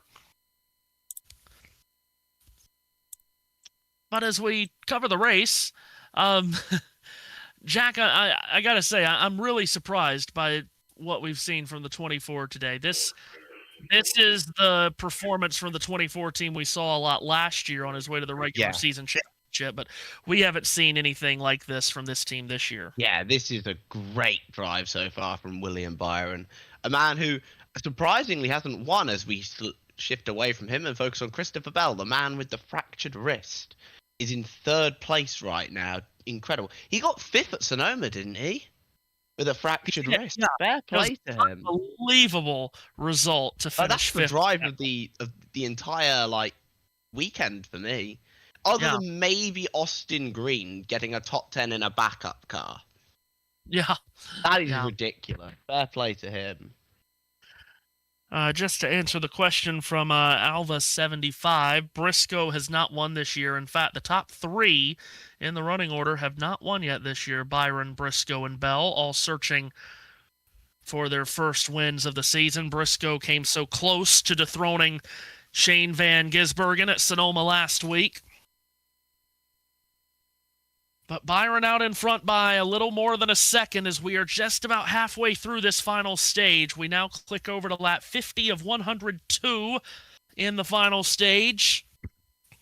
53 laps to go. How's it all going to play out down the stretch? First NASCAR Cup Series race here at Chicagoland in 7 years.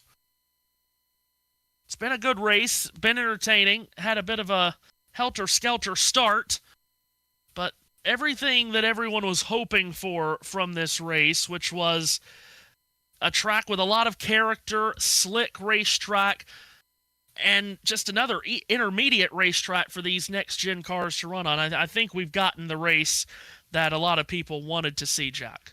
Not the race Austin Hill wanted to see, but other than that, pretty much the race everyone wanted to see. A couple of retaliations, at least, as well. I'm still not sure what Carson Hocevar did to Zane Smith, but there we go. But yeah, no, we've had a lot of stuff to talk about as Byron comes down pit road.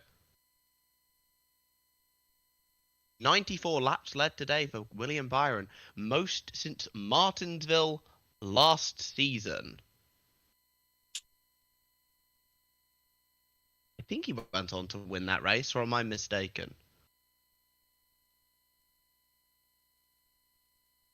Let me have a look. Hold on.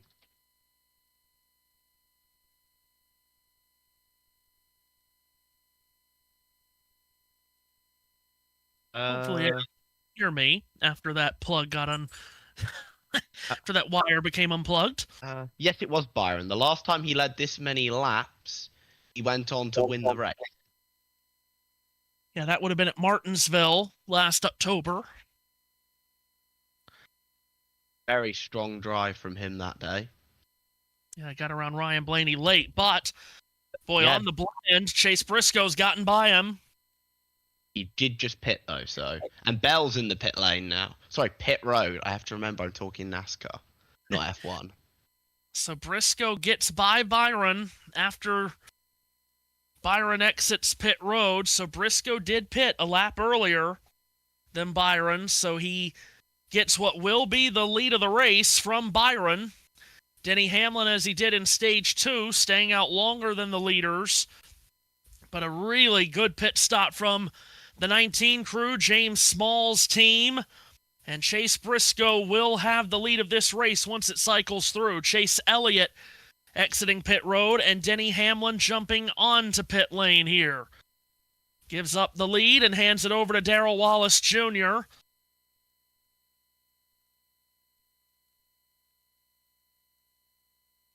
Hamlin brings the number 11 to pit road here. All the way down to the number 1 pit stall for the driver that won the pole for this race. Right side tires going on. They'll swing over to the left side. Sunoco fuel going in for Denny Hamlin, the championship leader. Lead's going to extend in the championship after tonight. Hamlin exits pit road. Now the lead goes over to Corey Heim, waiting for him to hit pit road now.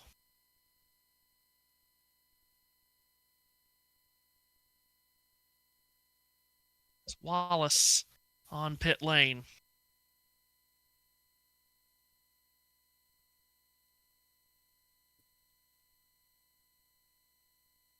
So Wallace coming off of his final scheduled stop of the day. Back onto the racetrack with 47 laps to go. Now the San Diego winner, Corey Heim, hits pit road himself in the Shield AI Toyota. Slides a bit deep in his box. Right side tires off and on. They'll swing to the left side. 1 can of Sunoco Racing fuel going in. Heim is released and away. We'll give the lead now to Todd Gilliland. Still waiting on him and Ryan Preece to make their final scheduled stops, and once they do, it will be Chase Briscoe who will assume the lead after the 19 team Did everything right. Good in-lap and good out-lap from the driver. Good pit stop from the team. And using a tire advantage of about a lap and so on Byron.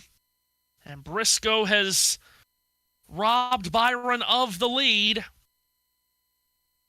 As we're down now to 45 laps to go. Gilliland and Preece on pit road this lap. So that will cycle the running order back to as it were, other than Briscoe now jumping to P1. He, Byron, and Bell, first, second, and third, all going for their first wins of the year. Ryan Blaney cycles up to fourth, has not won since Phoenix earlier this spring. Ty Gibbs in fifth was the Bristol winner, as we are given the note that we have set a new Chicagoland track record for lead changes at 28. New record for the racetrack that came online back in 2001. The first time NASCAR was here. Kevin Harvick won that day in the Tropicana 400. In fact, Harvick won each of the first two NASCAR Cup Series races here at Chicagoland, winning in 2001 and 2002. Ryan Newman was the winner of the 2003 race. Tony Stewart in 04. Dale Earnhardt Jr. in 05. Jeff Gordon winning that 2006 race, that great duel that ended up in him turning Matt Kenseth in the final laps. As Austin Cindric gets around Ross Chastain further back. That's for the 11th position that Cindric gets from the number one. Fair play to Chastain, by the way, for actually being up that high. I'm not used to seeing the Trackhouse cars doing so well at these sorts of tracks. Well, and I do feel like the last time that he was on screen and we were talking about him, he was like back in 24th. So here he is up into 12th. Nice recovery. In fact, that 2001 race here at Chicagoland, that very first Chicago race, Kevin Harvick won, as I mentioned. Does anyone have any idea who finished second in that race? Sorry, what race? I was zoned out writing a message to chat. The first Cup race here in 2001. Who finished second that day? I am going to go... It's a very obscure driver. Do I have a manufacturer? It was a Ford. I'm going to go with... Ooh, I don't know if he was still driving for them at this point, but I'm going to go with Rusty Wallace. No. He was still driving, but he did not finish second, no. Ford, as I said, so... It wasn't Mark Martin, was it? No, very obscure driver. So, he finished sixth, didn't he, Mark Martin? He did. Have a feeling... Because when you said Ford in second place, I immediately assumed Mark Martin. I feel like JT finished second, like, Mark Martin finished 60 times. So, the second place finisher in that race was Asheville, North Carolina's Robert Presley. Who? Oh my goodness, wow. Driving the Jasper engines, number 77. This is his best career finish, Presley, finishing second to Kevin Harvick in that race. In his rookie year. Yeah, Harvick's rookie year, exactly. Presley, who did win a couple of truck races for Dodge in 2002, driving for Bobby Hamilton's team. He won the season opener at Daytona that year along with Michigan. But yep, he was second in that inaugural Chicago race. Also in 2001 is when Kansas came onto the scene, as Denny Hamlin is going to make his way around Ryan Blaney. Hamlin's going to overtake him for the fourth position. One of my favorite stats about Kansas is the first two Cup races at Kansas each had the same two first and second place finishers in each of those first two races. Jeff Gordon and Ryan Newman finished first and second in each of the first two Kansas races. Newman running in the 0-2 car in 2001 before he took over the 12. This is all information that I'm sure most people listening to are like, could you please stop? Could you please stop talking about the race from 25? The reason we call him the Oracle. If I asked him who finished second in the 1964 NASCAR 200, he'd probably know. And no, it wouldn't be Mark Martin for once. Well, no, not in 19... Again, Mark Martin, 40 wins, 62nd places. I don't know about a NASCAR 200, but I know there was a Pennsylvania 200 in 1964, which was really? at Lincoln Speedway, and I do know the winner of that race was David Pearson. That's not shocking. David Pearson's like probably the best part-timer in NASCAR history. Well, indeed. Greatest win percentage in NASCAR history. David Pearson. One of the best of all time. Only slightly better than Corey Haim, I guess, at the current moment.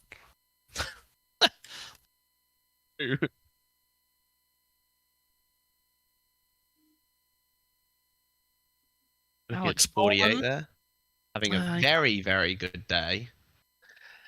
Yeah, I mean, this would obviously be disappointing if Byron won the first two stages and didn't win the race. But overall, this has been a strong performance from both the 24 and the 48, Jack, that I think those two teams just desperately needed. Yeah, 100%.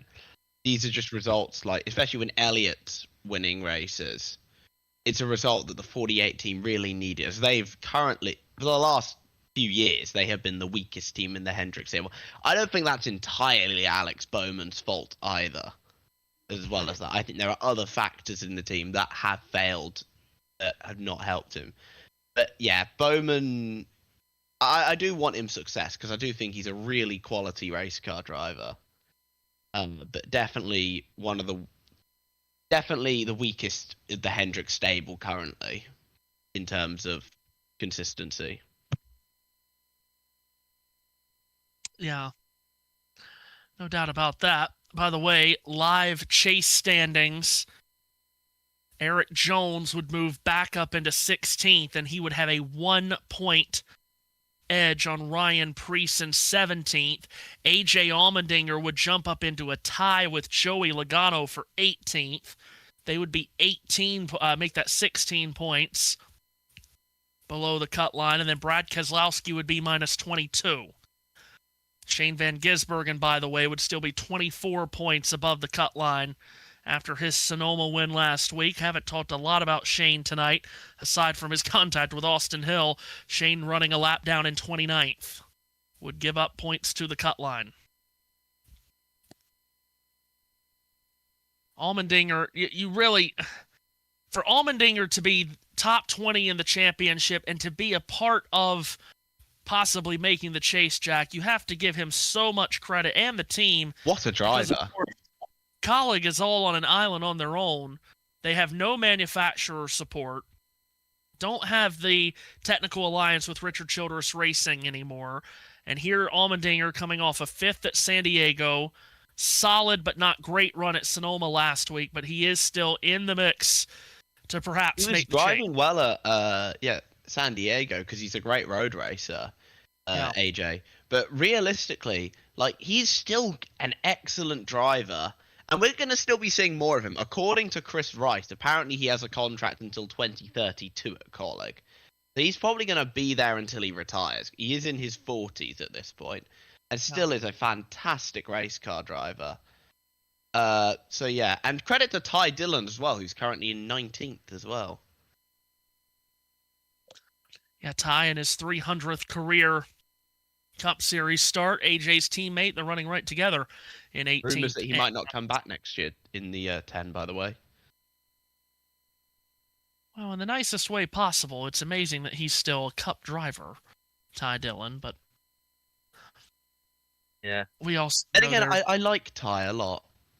It is that, like, he's not got the shall we say, personality of his brother Austin. No, shall we just say? But he seems to, and to be fair, he does seem to try and, like, forge his own path a bit more than Austin did. Yeah. Which I liked a lot, and he does seem to be a generally respectful driver. He also got in a fight with Reagan Smith one time. By the way, funny, actually. If you're a person paying attention to the in-season challenge, you know that last week, Alex Bowman, the number 32 seed, upset top-seeded Tyler Reddick. Well, he's on the way to upsetting 16th-seeded Austin Cindric this week.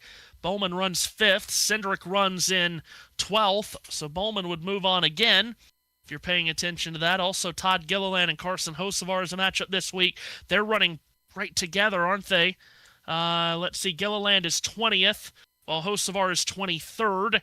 That would be an upset to send Gilliland through to the, whatever we're calling the third round, the quarterfinals. Chase Briscoe matched up with Ty Gibbs. Briscoe, of course, leading the race. Oh, if you are a person that pays attention to the in-season challenge, those are some of the matchups. I salute you. Right now. Yeah, really. Ryan Blaney. I only pay attention when it's in the closing stages. And we get the legendary battle of the ties. Right there he is, Ty Gibbs, actually. Right on screen as I'm talking about him. The defending in-season challenge champion. Yep. I'm sure he'll be writing that one into the Hall of Fame. But he is on the way of being eliminated here if it stays this way, with his teammate Chase Briscoe being the matchup. Gibbs, the winner earlier this year at Bristol, still having another really solid run here as we are at 24 laps to go, and Chase Briscoe's lead shrinking a little bit. It's down to 0.8 of a second on William Byron. Both looking for their first win of the year, and perhaps it will come down to a battle between the two of them. Sun setting in Chicagoland, and coming towards the finish of what has been a triumphant return to this racetrack for NASCAR. Great race last night, deep into the night after that very long rain delay. But it was a fun race last night. It's been fun tonight. And Jack, we might have a grandstand finish as Byron chopped another 1/10 of a second off Briscoe's lead last lap. Ooh, I wouldn't mind a nice little battle here, to be honest, between Byron and Briscoe. Two generally very respectable race car drivers. Two came from different racing scenes. Briscoe came up from sprint car dirt racing, and then Byron, I'm going to repeat what every commentator says about him, his career started on a computer. That is what everyone says. And it's not entirely wrong either. Oh, God. Both yeah. quality race car drivers. I still remember when Briscoe won like 10 races across the season in, was it Xfinity at the time? In 2020, he won like 9 or 10 races. Yep. I set him a target to make win 8 races, and he decided to win 9. And then still lost the championship to Austin Cindric. Yes. Byron trying to close in on him. Lost 3/10 that last lap. Byron climbing the banking through turns 3 and 4. Again, if you're just joining us, it was a rambunctious start. We had a crash on the first lap. It collected Ryan Preece and Connor Zillich, because God knows if there's going to be a crash, Connor Zillich is going to be around it or in it these days. Didn't even complete a lap. Then we had Zane Smith run over Carson Hocevar. Looked pretty intentional. Then we had Shane Van Gisbergen bulldoze Austin Hill. Looked pretty very intentional. Yeah. Kyle Larson spun. I tried to give him benefit of the doubt. Early in stage 2. Larson still not on the lead lap. 2 laps down in 34th. Looks like it'll be a poor finish for Kyle, unless things really change here at the end and he gets a bunch of yellow to get his laps back. But a lot of cars ahead of him now, 1 lap down. Only 20 cars on the lead lap at this point, with Ricky Stenhouse Jr. in 21st, who would currently receive the free pass if we were to get a late caution. Through all of those early yellows, haven't had one in this final stage, as we're at 18 laps to go. Chase Briscoe's lead, 0.9 of a second on William Byron. Christopher Bell running in third, trying to run them both down, working his way through some traffic here. Just got around John Hunter Nemechek, now trying to maneuver his way through the Ricky Stenhouse Jr. automobile. But Bell looks like it's going to be another top 5 run for him. We talked about the great 5th place finish at Sonoma last week. We've talked about runs from Byron and Bowman, 2 teams that desperately needed a good run. And then, Jack, you look down at 10th, and there's Corey Heim yet again. Goodness gracious, he is going to be a super talent he is. What a talent. Like, genuinely, I believe if he'd won the 2023 Truck Series Championship, he probably would be in Cup by now. If it wasn't for a certain somebody. Carson Hocevar. I like Carson, though, so I'm not going to complain too much. But he's the kind of person NASCAR really needs right now. Well, one thing's for sure, Corey is an incredible talent, and we've said that about a number of different drivers before, and God knows we spent all last season and the build-up to this season saying it about Connor Zilisch, and just because Zilisch has had a terrible first half of his rookie season doesn't mean that he's going to be a bust. A lot of people have had rough rookie seasons. But the way they've done it with Corey, putting him in some Cup cars last year for a handful of races, putting him in a handful of Cup races this year, perhaps that is the best thing that could have happened to Corey. I know a lot of people wish that he was running for a championship just somewhere, Trucks, O'Reilly, or Cup this season. But perhaps it's best for him to not have to worry about doing any championship chasing this season and just go out and work on his racecraft and work at becoming as good of a driver as he can before he goes full-time next year. He showed us at San Diego that he's already ready to win on this level and in this next-gen car. Next year, he's going to be coming with a lot of high expectations. We talked a lot this offseason about were the expectations on Connor Zilisch too heavy for him to shoulder this year. Corey's going to have a lot of high expectations next year, no doubt about that.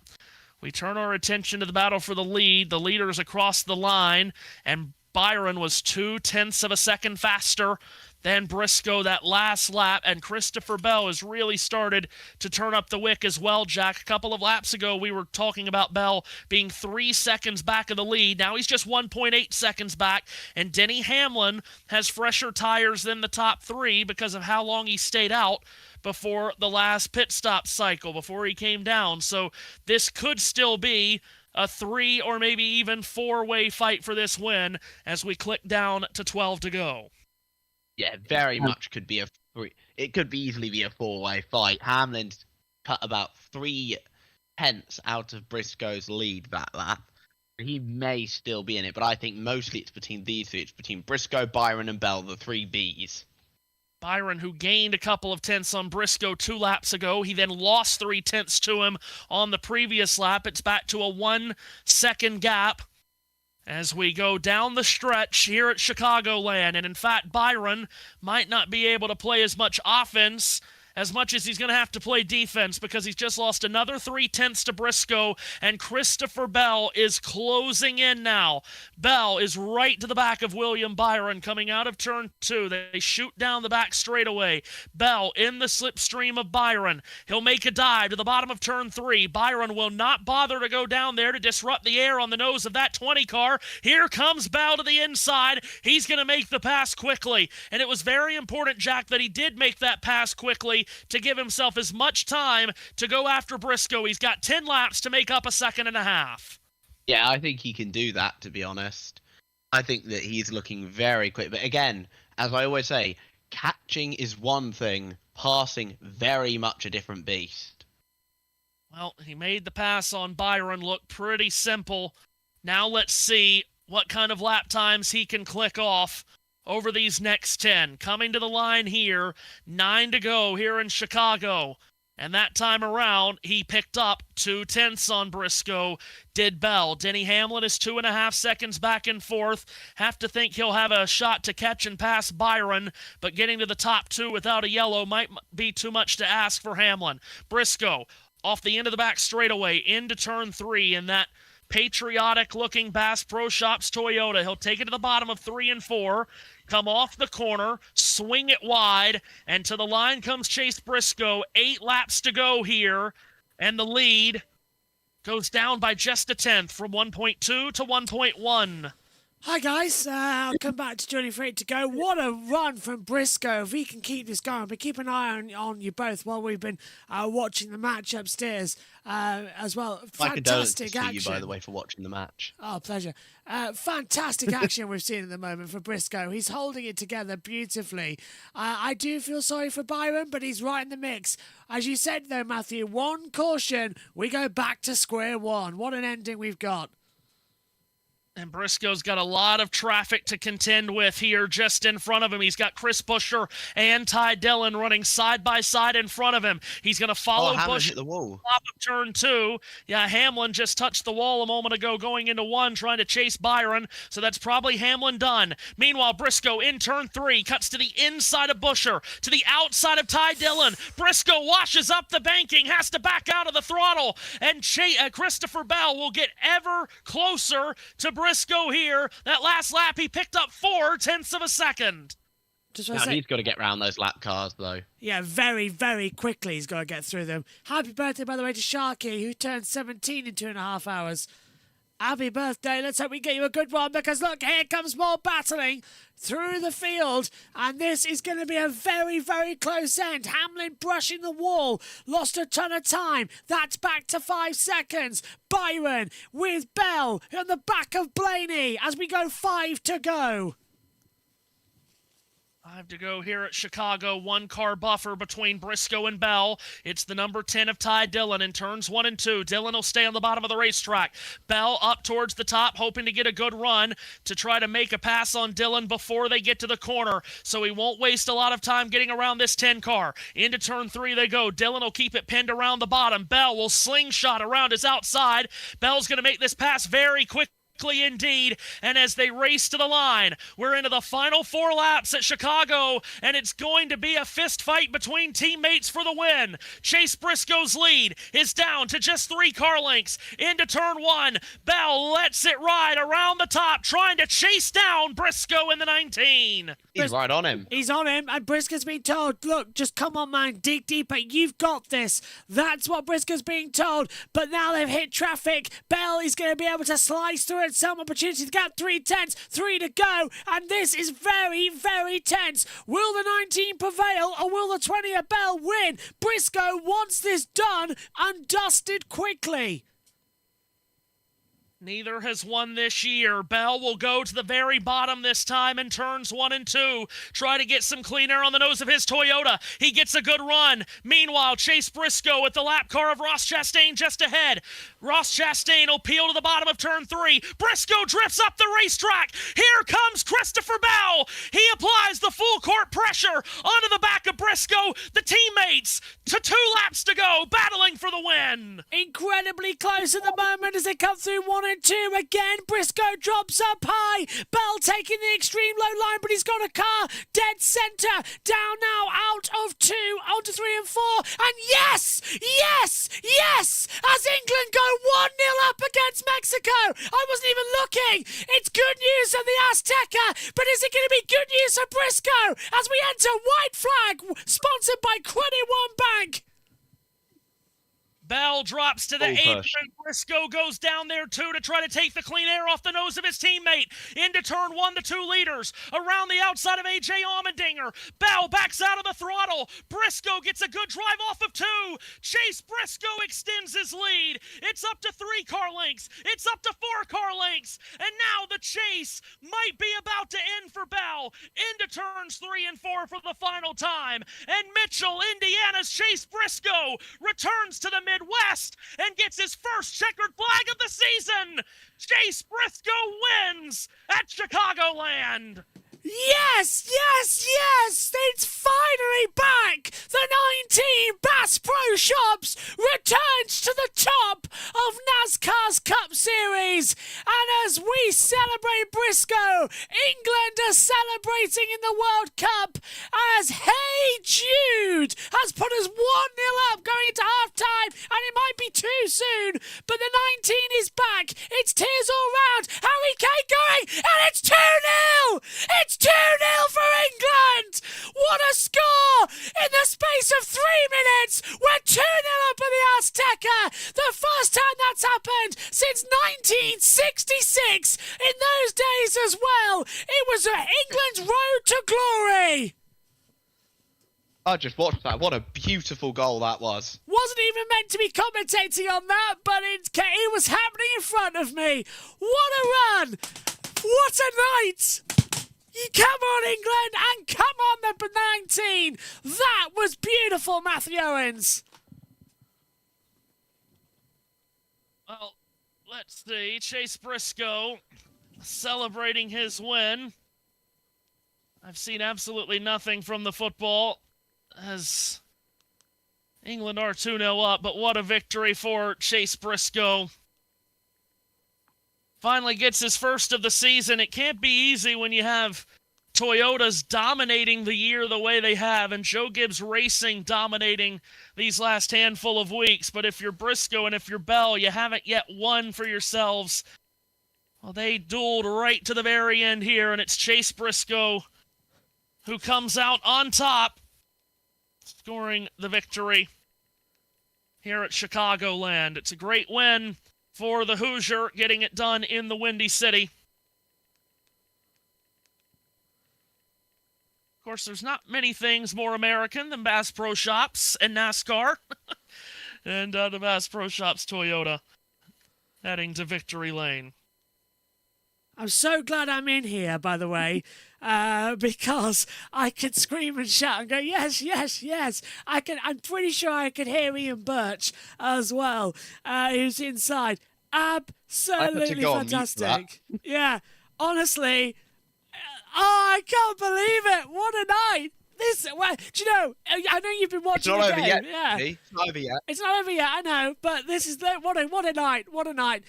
We just got a handball coming in from Saka. Briscoe, though, who took over from Truex Jr. in the 19 car, kneels beside it and lifts up the one finger. He rounds up the crowd in applause. He reels it in. He is victorious. And if JT's got speakers, we can hear from him now.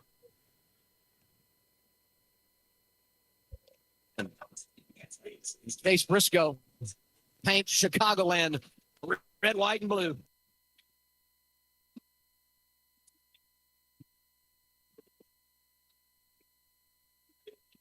Seven wins for Joe Gibbs Racing at Chicagoland.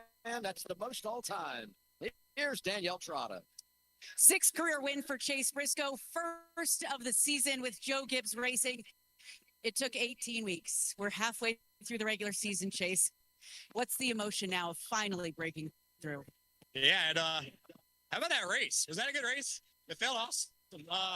Yeah, what an unbelievable weekend. Just I feel so American winning in the Bass Pro Shops, red, white, and blue car, 4th of July weekend, 250 years. And, man, just what an unbelievable race car. James did a great job. Team did a great job. Yeah, just honestly did not see this coming. I felt like I was struggling in practice and qualifying. But, yeah, James and the group did a great job. And, man, just so cool to get this paint scheme back in Victory Lane. Appreciate all of our partners, Freebird, Zet. We got all kinds. Wix, obviously, Tracker Boats, True Timber Camos. So just appreciate each and every person, Mobile One, too, that makes this happen. And just what a cool weekend to win a NASCAR race. And to do it on your crew chief's birthday. Today is James Small's birthday. You've told me for the last few weeks it's been frustrating watching your teammates win. What is it about James Small? What has he meant to your career to get you back to your winning ways? Yeah, James is, me and him are about the two most polar opposite people in the world. And he just stays on me. He makes me be perfect each and every lap and just does such a great job of keeping me honest. So, yeah, he told me if I win today, I can get some chocolate. So I'm pretty fired up about that. Okay, we're back at Chicagoland. Fantastic race, Chase. What was the difference battling your teammate, Christopher Bell, who had 2 lap fresher tires than you? How were you able to hold him off? Yeah, just I kind of got lucky how the lap cars, honestly, it kind of worked out. I was struggling pretty bad, and Christopher was certainly coming. Out of all the people racing it, I knew Christopher was going to be clean with me. So, yeah, just great that, JGR ran 1, 2. I don't know if we were 3rd or 4th either, but, yeah, just a really fun race. I felt like that was about as good a race as you can get just from the cat and mouse game. We're slipping and sliding around. Hopefully you can see that on TV. And yeah, just once again, thank you to all you guys. So excited to be back to Chicagoland. Hopefully we can be back. Chase Briscoe's a Midwest boy, right? The Hoosier gets it done here tonight at Chicagoland. And when I'm back in Chicago, he wins it. And now Mexico, I've just got one back. So it's 2-1 now. Goal, to be fair. Oh, it was a good goal. Julian Quinones, who led the Saudi Pro League in goals this past season, ahead of Ivan Toney and Cristiano Ronaldo getting the goal for Mexico. Been a heck of a last 5 or 6 minutes here. There's the regular season standings, Matthew. Very good. So Denny Hamlin, his 1-point lead now balloons to 44 on Tyler Reddick. Chase Elliott jumps Kyle Larson up to 5th. Chase Briscoe with the win. Jumps 3 positions to 8th at the cut line for the chase. Eric Jones jumps up above that cut line by 4 points now. He's ahead of Ryan Preece. Joey Logano is 16 back along with A.J. Allmendinger. Brad Keselowski is 19 back in 20th. Shane Van Gisbergen, let's see. They don't have a plus number by him, so what is... What is that math for Shane Van Gisbergen? That's 30 points that Shane Van Gisbergen is above the cut line by. Goodness. So Hamlin, a big winner tonight, along with Briscoe and Eric Jones as well. I'm just saying we need 3-1 to have that in total. Do you want us to sign off? Because I'm controlling both. Do you want me to sign off on everything now? Yep, that's fine with me whenever you're heading off. Well, from the JB Motorsports side, thank you very much for your company tonight. Thank you to Matthew, to JT and to Jack as well for all your company. Over on both streams, you're going to be redirected to the England match versus Mexico. Seth's on the commentary. I presume, Matthew, you're going to go join him or something along those lines for the amount of people that he's about to have with him. So no pressure, Seth. But this is going to be quite good as you've just got a shot on goal here right now. Mexico trying to make it 2-1. It's headed out from the oval and kept out as well. England's defence puts it out for a throw-in.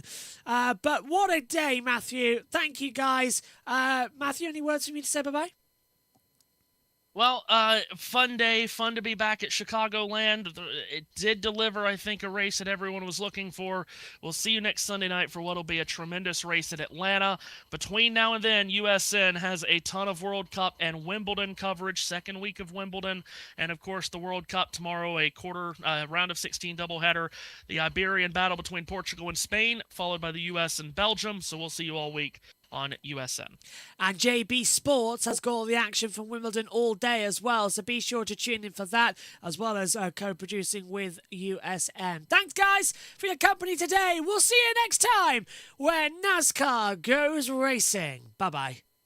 Oh, it was nearly 2-2. Bye-bye.